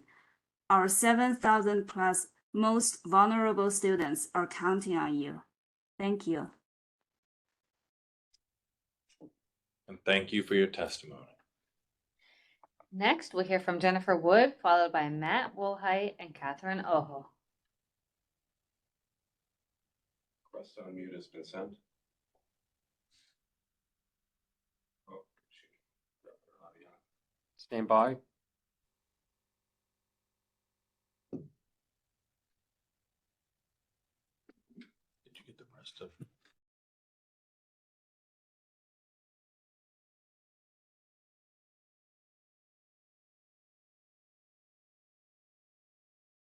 Jennifer? Yes. Yeah, we can hear you. Okay, great. Good evening. I've been a Howard County resident since 2008. Both my husband and I are from Pennsylvania, and we ended up in Maryland for jobs. As we were deciding to get married and start a family together, we wanted somewhere diverse, inclusive, and safe. Everyone told us, if you want good schools, move to Howard County. If you're having kids, you want them in Howard County schools. The choice seemed easy. When our oldest was in kindergarten, the cracks started to appear. Our daughter had trouble reading. In first grade, schools closed due to COVID. In second grade, I reached out to her teacher to ask for help, and I was told, we don't have anything extra to offer. I suspected she might be dyslexic. I was told, good luck in Howard, they don't believe in that. We paid $5,000 for a private assessment, and our suspicions were confirmed.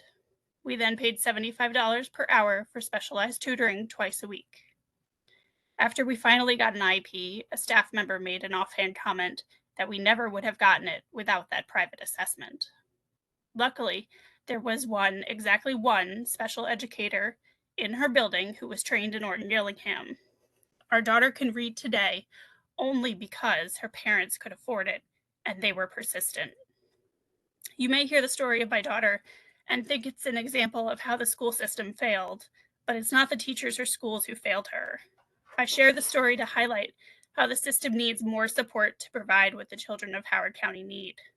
As our county's demographics change, the needs of students are greater and cost more. Reading at grade 3 is accepted as the single greatest predictor of future success. Last year, only 63% of Howard County third graders performed proficient on the MCAP ELA assessment. We know we're in a literacy crisis right now, and we need to do something about it right now. Dr. Ball's letter to the Board of Education said their request was unattainable and unaffordable. If you were to speak to parents in Howard County, you would find that most of us moved here because of the school system. An estimated 92% of school-aged residents in Howard County are enrolled in our public schools. The school system is the largest employer in the county. Our schools truly are the heart of Howard County. Cuts to the budget mean the most vulnerable students won't get the services they need to succeed. The families who can afford to have their children succeed will continue to do so. The families who can't afford to take on the cost of private schools, therapies, and tutors rely on a system who values their lives in both their words and their actions. As you deliberate what amount you think the heart of this county needs, ask yourself, which of those students are you comfortable leaving behind? Please fully fund the Board of Education's budget request. Thank you for your testimony. Next, we'll hear from Matt Wilhite, followed by Catherine Oho and Caitlin Lovin. Request to unmute has been sent.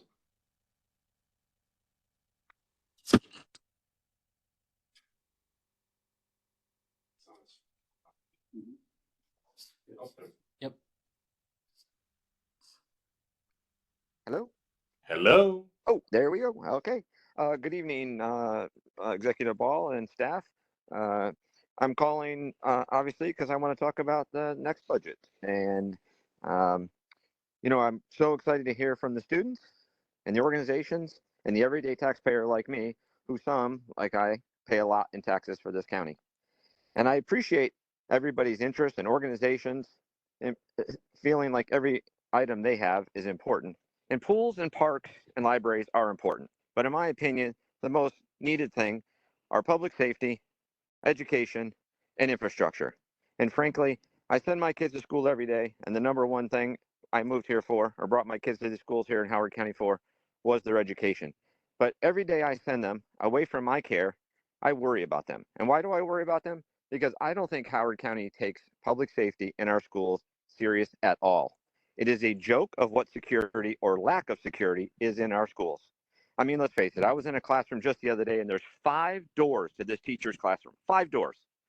How could a teacher protect her students if someone were to enter with a knife or a gun? And you say, oh, that won't happen in Howard County? Well, I guess the parents of Howard High School probably thought the same thing this year. What has been done since then? To me, it looks like nothing. Nothing in public safety in our schools has been done. Now, the superintendent started a committee to start talking about it. I don't see any changes or any recommendations yet. There's nothing that's been changed, nothing that's been given to me as a parent to change our security in our schools. And let's face it, my children go to what is supposedly ranked on Google as the 17th best high school in Maryland, which is Centennial High School. But it's also 50 years old, had no updates to it, no security. The air conditioners are terrible. My kids don't know whether to wear a bathing suit or a winter coat each day because the air conditioning or the climate in the schools is, well, you can never predict what it's going to be. So is it really a good learning environment? They don't feel safe and they're not comfortable. Boy, let's sure hope that those wonderful teachers can do a great job and give them a good education. And that's probably why they don't do anything at Centennial High School, because it still does produce good outcomes. But is it really fair to the students or the taxpayers that send their kids there? No, we need to fully fund the budget and put more money into the infrastructure of these schools. There's more things needed everywhere. I get that. But if kids can't feel safe and can't feel comfortable in school, can they really produce a good product out of our schools? I say no, because where I moved from Florida, we took public safety serious. Why is that? Because 17 people died on February 14th in one of our schools in Florida. And obviously, we know it can happen here. There's been enough news about problems in Columbia lately with kids wearing ankle monitors, murders, and again, now in Howard High School with a gun in the school. So I ask you that you please fully fund the schools and stop worrying about libraries and parks and pools. Let's focus on our children and why most people move to Howard County. Thank you and have a good night. Thank you for your testimony. Next, we'll hear from Catherine Oho, followed by Caitlin Lovin. Catherine is not present. Okay, so next we'll hear from Caitlin Lovin, followed by Kin Chang. Caitlin is present. Press unmute is sent. Nope, she just left. Stand by, we're refreshing.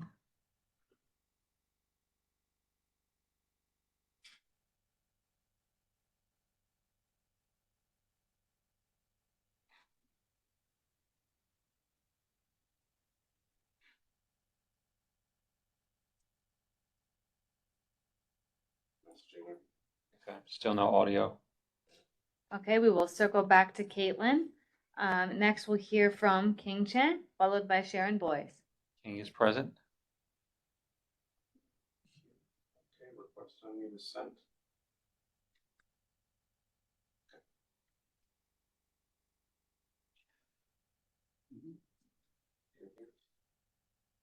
King, are you able to hear us? Yes, I can hear you. Great. Hello, my We- name is Qing Chen. I'm the mother of two children. My older son is a sixth grade student on autism spectrum. I'm here tonight to advocate for fully funded special education. My family and I moved to Maryland from Michigan in 2021. Because of the high cost of living, we now pay double the property taxes compared to what we paid in Michigan. During the past years, my communication with my son's elementary school teacher was often difficult. His case manager often responded to my emails at midnight or on weekends. I wondered, why was the teacher so busy? Eventually, I found the answer during public meetings held by the Board of Education.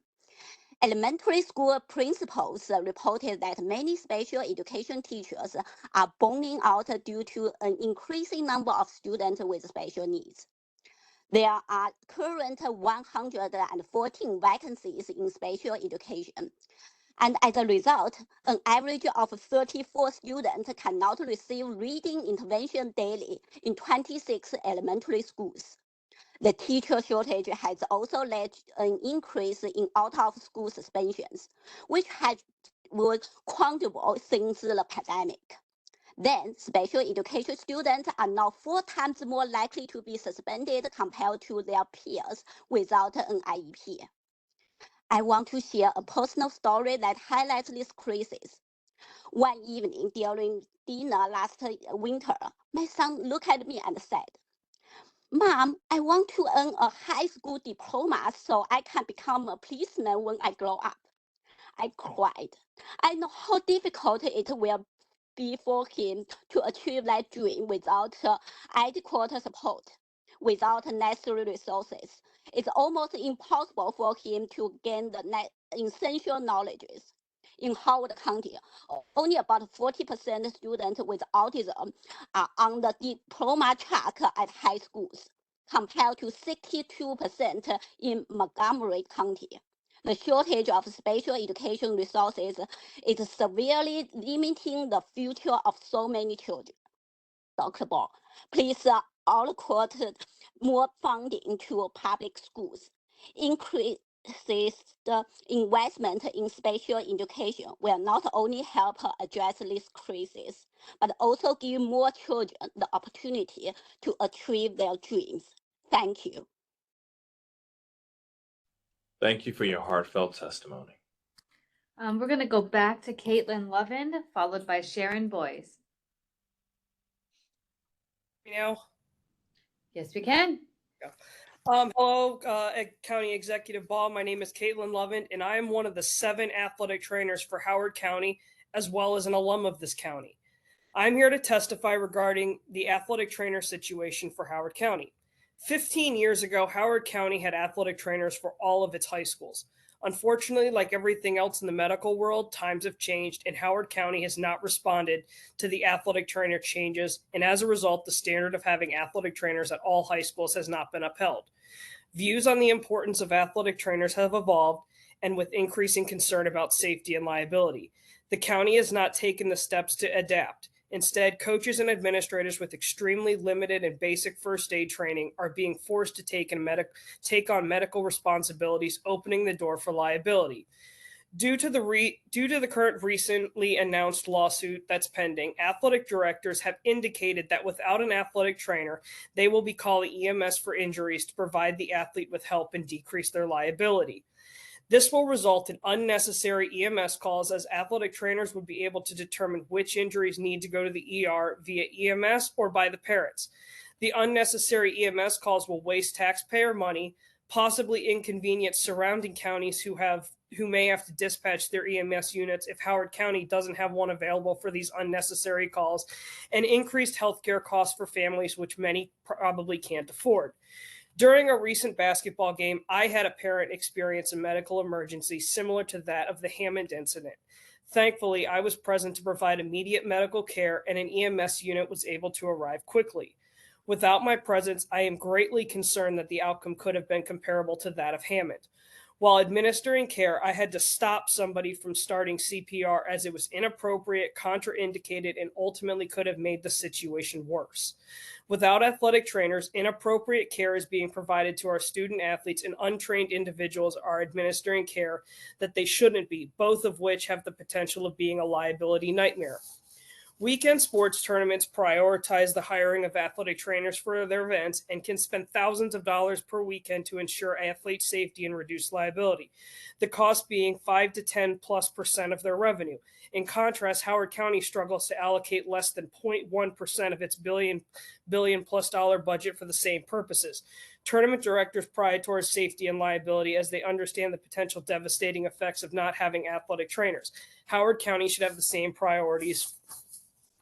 The current athletic trainers in this county are devoted and love their schools, but are frustrated about the current dynamics in covering two schools. Think about when you are frustrated. How long do you continue being frustrated before walking away? Howard County needs to make the necessary changes to retain the current athletic trainers it has and fill the vacancies that could easily be filled by making a change. Students, parents, and coaches and administrators are all in full support and have been doing everything possible to obtain athletic trainers. And they are concerned of having another outcome similar to that of the student athlete at Hammond High School.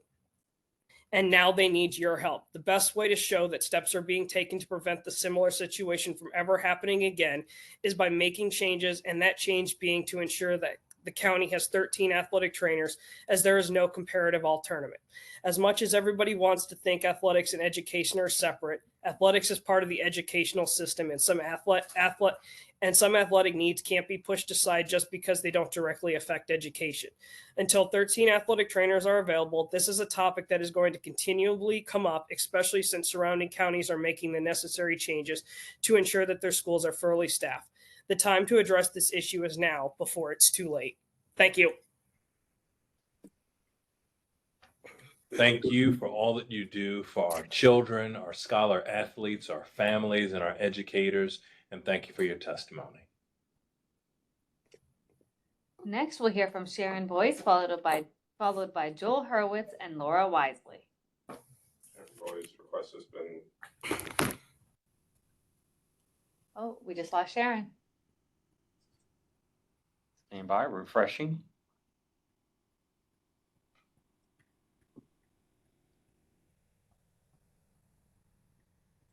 She's back. Do a refresh. I did. Okay. Request has been sent. Hello. Hello. Hello. Good evening, Chief Executive Officer Gans and Dr. Ball. My name is Sharon Boyce. I'm a resident of Columbia, and I'm representing Protect Our Streams this evening.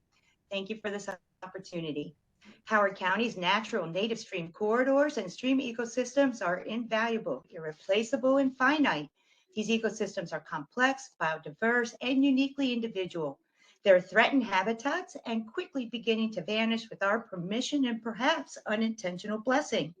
Our forests and forested stream corridors provide tremendous benefits to our county and the environment in multitudinous ways. Mature forests sequester carbon, produce oxygen, filter greenhouse gases, provide shade and counter heat island effects. They capture up to 50% of the precipitation that falls in a watershed, and they absorb nutrients and stormwater runoff. They capture and retain silt and sediment, and they replenish and purify the groundwater. Mature forests and trees provide critical food and habitat for insects, bats, birds, and mammals. They provide opportunities for forest bathing, bird watching, and other healthy recreational activities, and a necessary human and nature connection. Mature trees reduce noise and light pollution. They provide a buffer from wind and the elements. These ecosystems improve our quality of life. Under the new budget and financial assurance plan, our county is requesting millions of dollars for stream restorations and stream bank stabilizations that allow heavy diesel-powered construction machinery into fragile and sensitive habitats to bulldoze our mature forests down, excavate fertile soil and stream banks away, and grade the land, putting nearby and downstream properties at risk of flooding. The areas are quickly overrun with invasive species. These projects are known to degrade the environment, water quality, and our quality of life. They harm our wildlife, our health, and our wallets. These projects have life expectancy and they can require expensive repairs after a large rain event. Stream restorations do not mitigate tropical storms, new silt and sediment, phosphorus, nitrogen, grease, road oil, fecal matter, and pet waste, sediment from water main breaks, chloride, road salt, and other de-icing chemicals, rubber bits from tires, PFAS, pesticides, herbicides, PCBs, or antifreeze, trash, fine particulate matter, hot rainwater coming off a street, or anything else that goes down the storm drains. Diesel fumes and fine particulate matter fill the air, our lungs, and the stream they claim to be restoring for months on end. They're just throwing money down the drain. I've learned that a stream restoration contractor hired a lobbyist for Howard County. Paid lobbyists should never have more access to elected officials or influence over tax-paying citizens. I'm here tonight to ask you to please stop wasting our money on this unnecessary practice. The trade-offs have not been worth the losses. I recognize that municipalities are required to obtain TMDL credits, but there are 31 other practices that also produce credits and are effective at reducing pollution without destroying the environment. Please reallocate the funding earmarked for stream restorations and spend it on projects that capture and filter polluted stormwater runoff where it's occurring through practices such as bioretentions, street vacuuming, planting riparian buffers instead of logging them, and converting impervious pavement to pervious surfaces with pavers. And please continue to fund the cleanscapes and rain garden programs. Also, complete streets are not complete if they aren't green streets too. Tree planting is awesome and produces credits, and I appreciate all of the county's efforts, but we can't plant a specimen tree or a mature biodiverse forest in canopy, and we can't plant our way out of the loss. We must put a larger focus on preservation and protection of our remaining fragments of forest. We should pay county employees to pick up trash and cut vines down out of our trees on county land and along the roadways. And finally, Dr. Ball, I'm asking you to please use your influence with MACO and ask MDE for the TMDL accounting guidance document to be updated to include credits for maintaining BMPs each year. Stream restorations allow profit and credits for continued pollution and destruction of fragile, unique, one-of-a-kind, irreplaceable habitats for millions of dollars, and they have absolutely no business or benefit to Howard County or our wallets. We're smarter than that, and I'm asking you to please stop wasting our money on this destructive practice. Thank you for your time this evening and for your consideration. And Dr. Ball, I hope this will be the year that you please join me on a stream walk. Thanks again, and thanks for all you do. Thank you for your testimony. Next, we'll hear from Joel Hurwitz, followed by Laura Wisely and Stephen Vaughn. Request to unmute has been sent.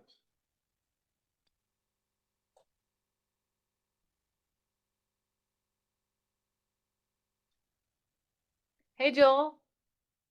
Good evening. Good evening. Good evening, Dr. Ball and members of the administration. Joel Hurwitz from Columbia. First, I generally support what the others have to say about supporting the schools.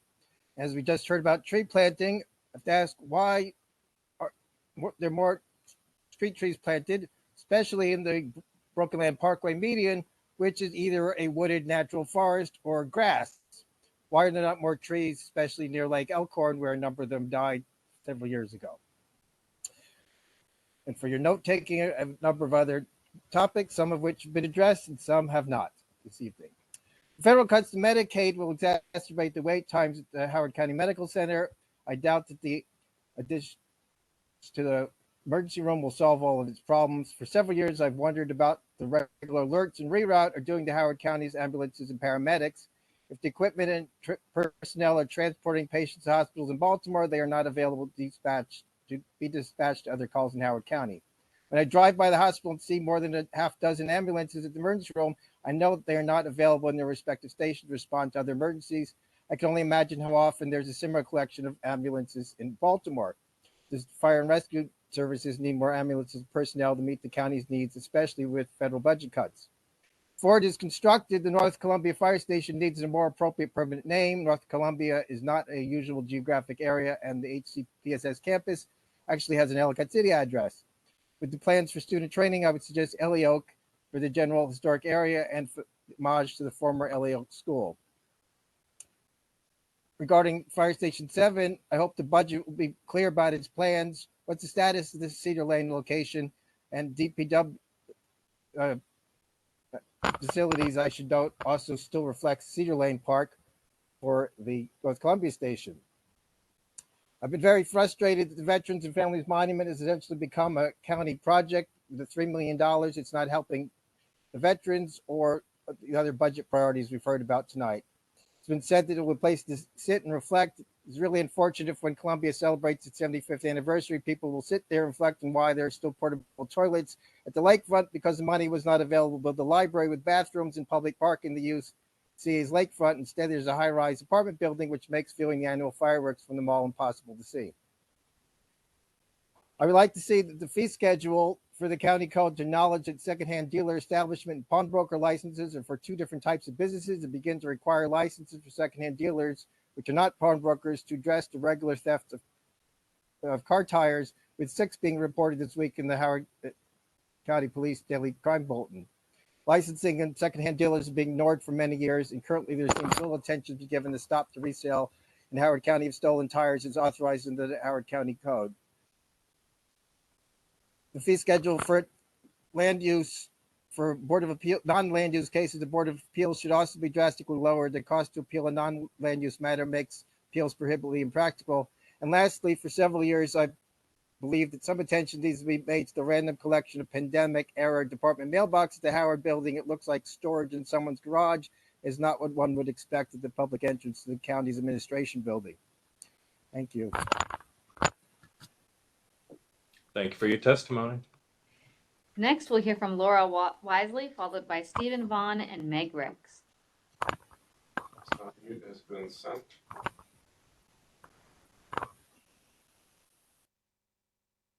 Hello, can you hear me? Yes, we can. Hello, my name is Laura Wisely, and I'm representing Elkridge Community Alliance, and it's a community group that advocates for residents of Elkridge and Hanover. It was formed because the northeast area of Howard County has a disproportionate amount of unaddressed infrastructure needs than most areas of the county, despite its density. ECA understands that 2025 has brought tumultuous change and uncertainty in budgetary planning, and we empathize. I work in one of the largest pediatric emergency rooms in the nation at Children's National in DC. There, I train ER staff on how to triage or sort who are the priority patients based on the severity of their condition and ensure the most urgent cases receive immediate care, all while factoring in the amount of staff and resources I have available at that moment. It sounds like you will have a similar job ahead as you carefully choose what programs and initiatives to fund. ECA would hope that you would place community safety and vulnerable populations at the forefront of your triage of the budget. Vulnerable populations may take on a new meaning with job loss to our federal sector. It could have a trickle-down effect to those secondarily impacted by these job losses that could move a family who are at risk but stable into instability and poverty. Every elementary school in the Route 1 corridor is a Title I school. Guilford Park High School has the highest number of economically disadvantaged students than any other high school. What will the needs look like in the next year? How do we come together as a county to support one another? The ECA community priorities are such. Number 1, safety initiatives. Intersection improvements of Rowanberry and Dr. Patel Drive need to be completed so that we can begin to eliminate pedestrian fatalities on Route 1. Continued police presence initiatives in the Route 1 corridor, making the police kiosk station at Green Valley a reality, and localized social service outreach as well as safe places for youth to thrive. We appreciate the proposed community center that has potential to benefit all in our community. However, though, we would rather pause and build it fully and completely to the dimensions that will fulfill the needs of the community if planning needs to slow due to economic times. We cannot handle yet another community amenity that is disproportionately too small for the community it serves, and we fear times of economic downturn could provide an excuse for cutting corners. And 2, schools. Even though our infrastructure needs are immense, our values are those of all of Howard County. We request that the school system continues to bear the largest component of our county dollars. We must strengthen and invest in our students' education in order to have the means to care for our vulnerable populations and our environment. We do not support elimination of school testing so that Route 1 corridor can bear more growth. And we hope that you will continue to seek land acquisitions to make our civic district and high school a reality for our community. To end, ECA is committed to being a community partner. We hope that you will triage county needs based on safety and security. And please take a holistic view of how we can maximize support for our communities in need and minimize any decline into poverty. Thank you. Thank you for your testimony. We are nearing the end of those who have signed up to testify. If you are still on the call, your name has not been called, please write your name in the chat and we'll be sure to call you after all the registered testimony folks have gone. With that, next up we'll hear from Steve Vaughn, followed by Meg Ricks and Julianne Dana. Steve is not present. Okay, next we'll hear from Meg Ricks, followed by Julianne Dana. Meg is present. Request on consent. You hear me? And oh, yes, we can. All right, good evening, Dr. Ball and staff. I'm Meg Ricks. I'm proud to serve as the District 1 member of the Howard County Board of Education. Tonight, I'm speaking on my own behalf as a proud county resident for over 20 years. I want to begin by thanking you for your continued commitment to funding our schools above required minimums. I also want to thank you and your staff for finding a way this year to provide the local funds needed to not leave any state funds on the table for capital projects. This year, we face unparalleled challenges nationally as well as in our schools. Some have been vocal in wondering how the school system needs more money year after year if enrollment is flat. Unfortunately, our schools aren't immune to the effects of inflation, nor the continuing impact of COVID learning loss. Historic underfunding has had compounding effects. When enrollment was growing, by formula, funding always lagged it. Early intervention would have been best. For many, we are now paying millions to educate in private placements. Even with many years of increased investment by your administration, the impacts of past years remain. At our budget hearings, 2 themes came up frequently. One was safety, whether it was safety and security concerns or the need for full-time athletic trainers at every high school. Many student athletes and others highlighted the vulnerability and risk our schools currently face. The other was on the heavy and nearly impossible workload many staff face, especially those in special education and related areas, as well as teachers in leadership positions like ITLs. Those testifying highlighted the impact of this workload on retention and recruitment, as well as on student outcomes. Many feel they are being set up for failure by constantly being called upon to do more and more with less and less. We also heard time and again the plea to ask for more. Because our request is the ceiling for possible funding, those pleas were understandable. As the day of deliberations approached, I wrestled with the many needs raised and the fiscal realities we face. I decided to raise 3 items for discussion I felt addressed multiple needs touching priorities of safety, workload, and student outcomes with a high impact for the cost. These and other items raised I felt invested money into places that could actually save us money. Some address significant challenges schools have been facing as direct results of the cuts made last year. I hope that these additional asks are received in the spirit of continuing discussion and collaboration. Now more than ever, with very real forces seeking to bend us until we break, We must stand together for the values we hold dear and for our young people, our future. Thank you. Thank you for your testimony and thank you for your service. Thank you. Next, we'll hear from Julianne Dana, followed by Christopher Kelter. Julian is not present. Okay, next we'll hear from Christopher Kelter. Chris is not present. Okay, that is the end of those who have signed up. We will go to those who are here who would like to testify. If your name has not been called, please put your name in the chat. We'll be sure to call on you. We'll hear from Jessica Nichols, followed by Joseph Linden and Kevin Burke. Request unmute has been sent to Jessica. Can you hear me? Yes, we can.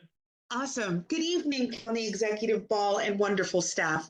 My name is Jessica Nichols, and I'm honored to serve as your 2024-2025 Howard County Teacher of the Year. I'm here today to express my gratitude for your continued leadership in supporting our schools and our students. First and foremost, thank you, County Executive Ball, for always prioritizing our schools.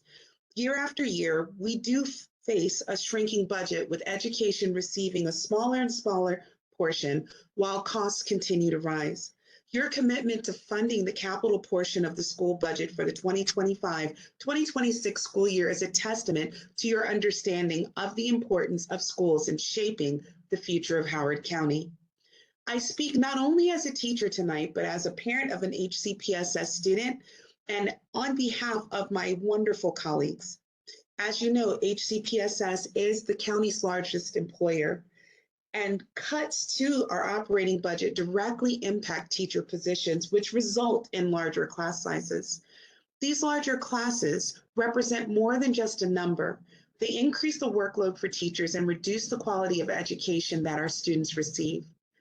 As class sizes grow, it becomes harder and harder for teachers to give the individual attention to each student that every one of them deserves. The workload can become overwhelming, and those personal connections that are so vital for student growth and success become harder to maintain.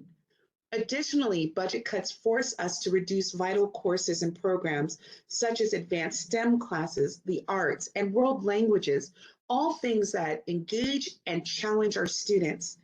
These programs are crucial to providing a well-rounded education and for preparing our wonderful students for their beautiful futures.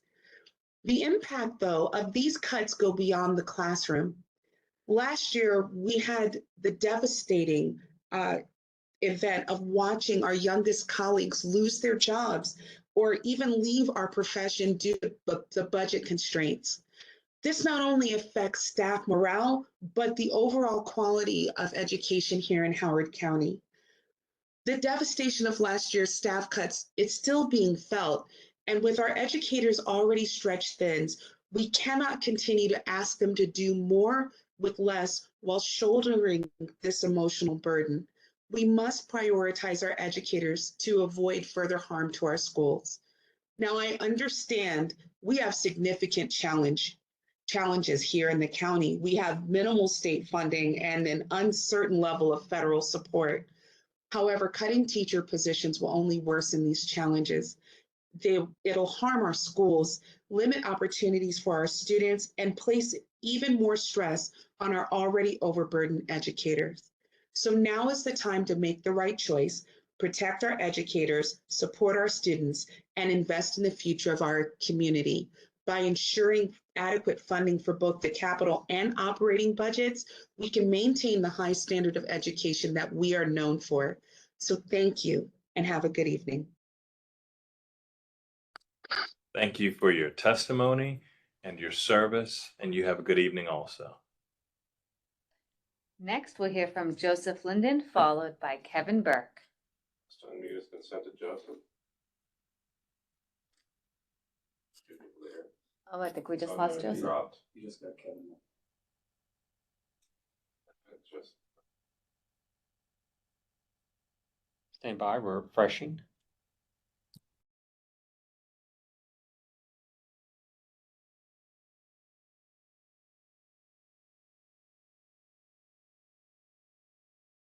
Okay, we're gonna go to Kevin Burke and then we'll circle back to Joseph Linden.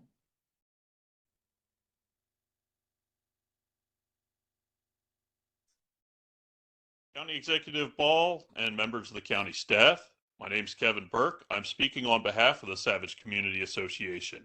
The Savage Community Association has three primary priority requests. First is for signage in the new parkland, formerly known as the Savage Mill Remainder, to advertise the new trail.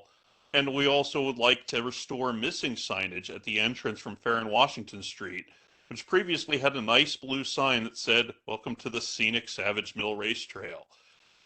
Those are probably more affordable requests. We just want some signs. Maybe the old one that's missing is still in storage somewhere. Second one, this is a much bigger ask.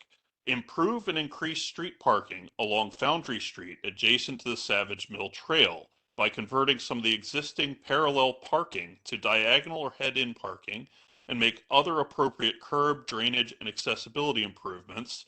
This will help improve the safety and access to our popular park and allow more county residents to enjoy the trails. Third, another priority, our iconic and historic scenic Bowman Bridge. The paint's flaking off, and we're kindly requesting that budget be allocated to repaint the bridge with an appropriate color and using durable paint that will hopefully last another 10 years. Unfortunately, this is there's no paint that lasts forever, so this is a repeated request that comes up from time to time. On the list of nice to have that the Savage Community Association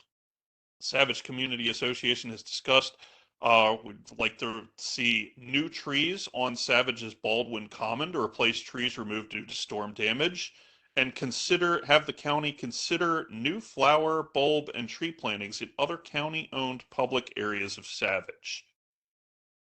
Second, nice to have, address issues with the high volume traffic at the intersection of Savage, Guilford, and Volmerhausen roads, particularly during school drop-off and pickup times. This may be related to inadequate funding of buses, but it is a perennial complaint that we hear at the Savage Community Association, is the traffic is unsafe, high volume, and relatively unmanaged. Next on the list, continue to fund completion of a bridge in the Savage Mill Park, crossing the Patuxent, connecting the Savage Mill Trail to the Winkopin Trail system. We love the improvements that have happened so far. We just want to keep building on that. And last but not least, consider acquiring a historic structure in Savage, such as one of the mill workers' houses, for multiple purposes, such as a welcome and information center, a base for constituent services, and possibly also a museum or home for memorabilia and artifacts from the Savage Historic Society, or to be used for other civic associations. Thank you for your time. And thank you for your testimony. We're going to circle back to Joseph Linden.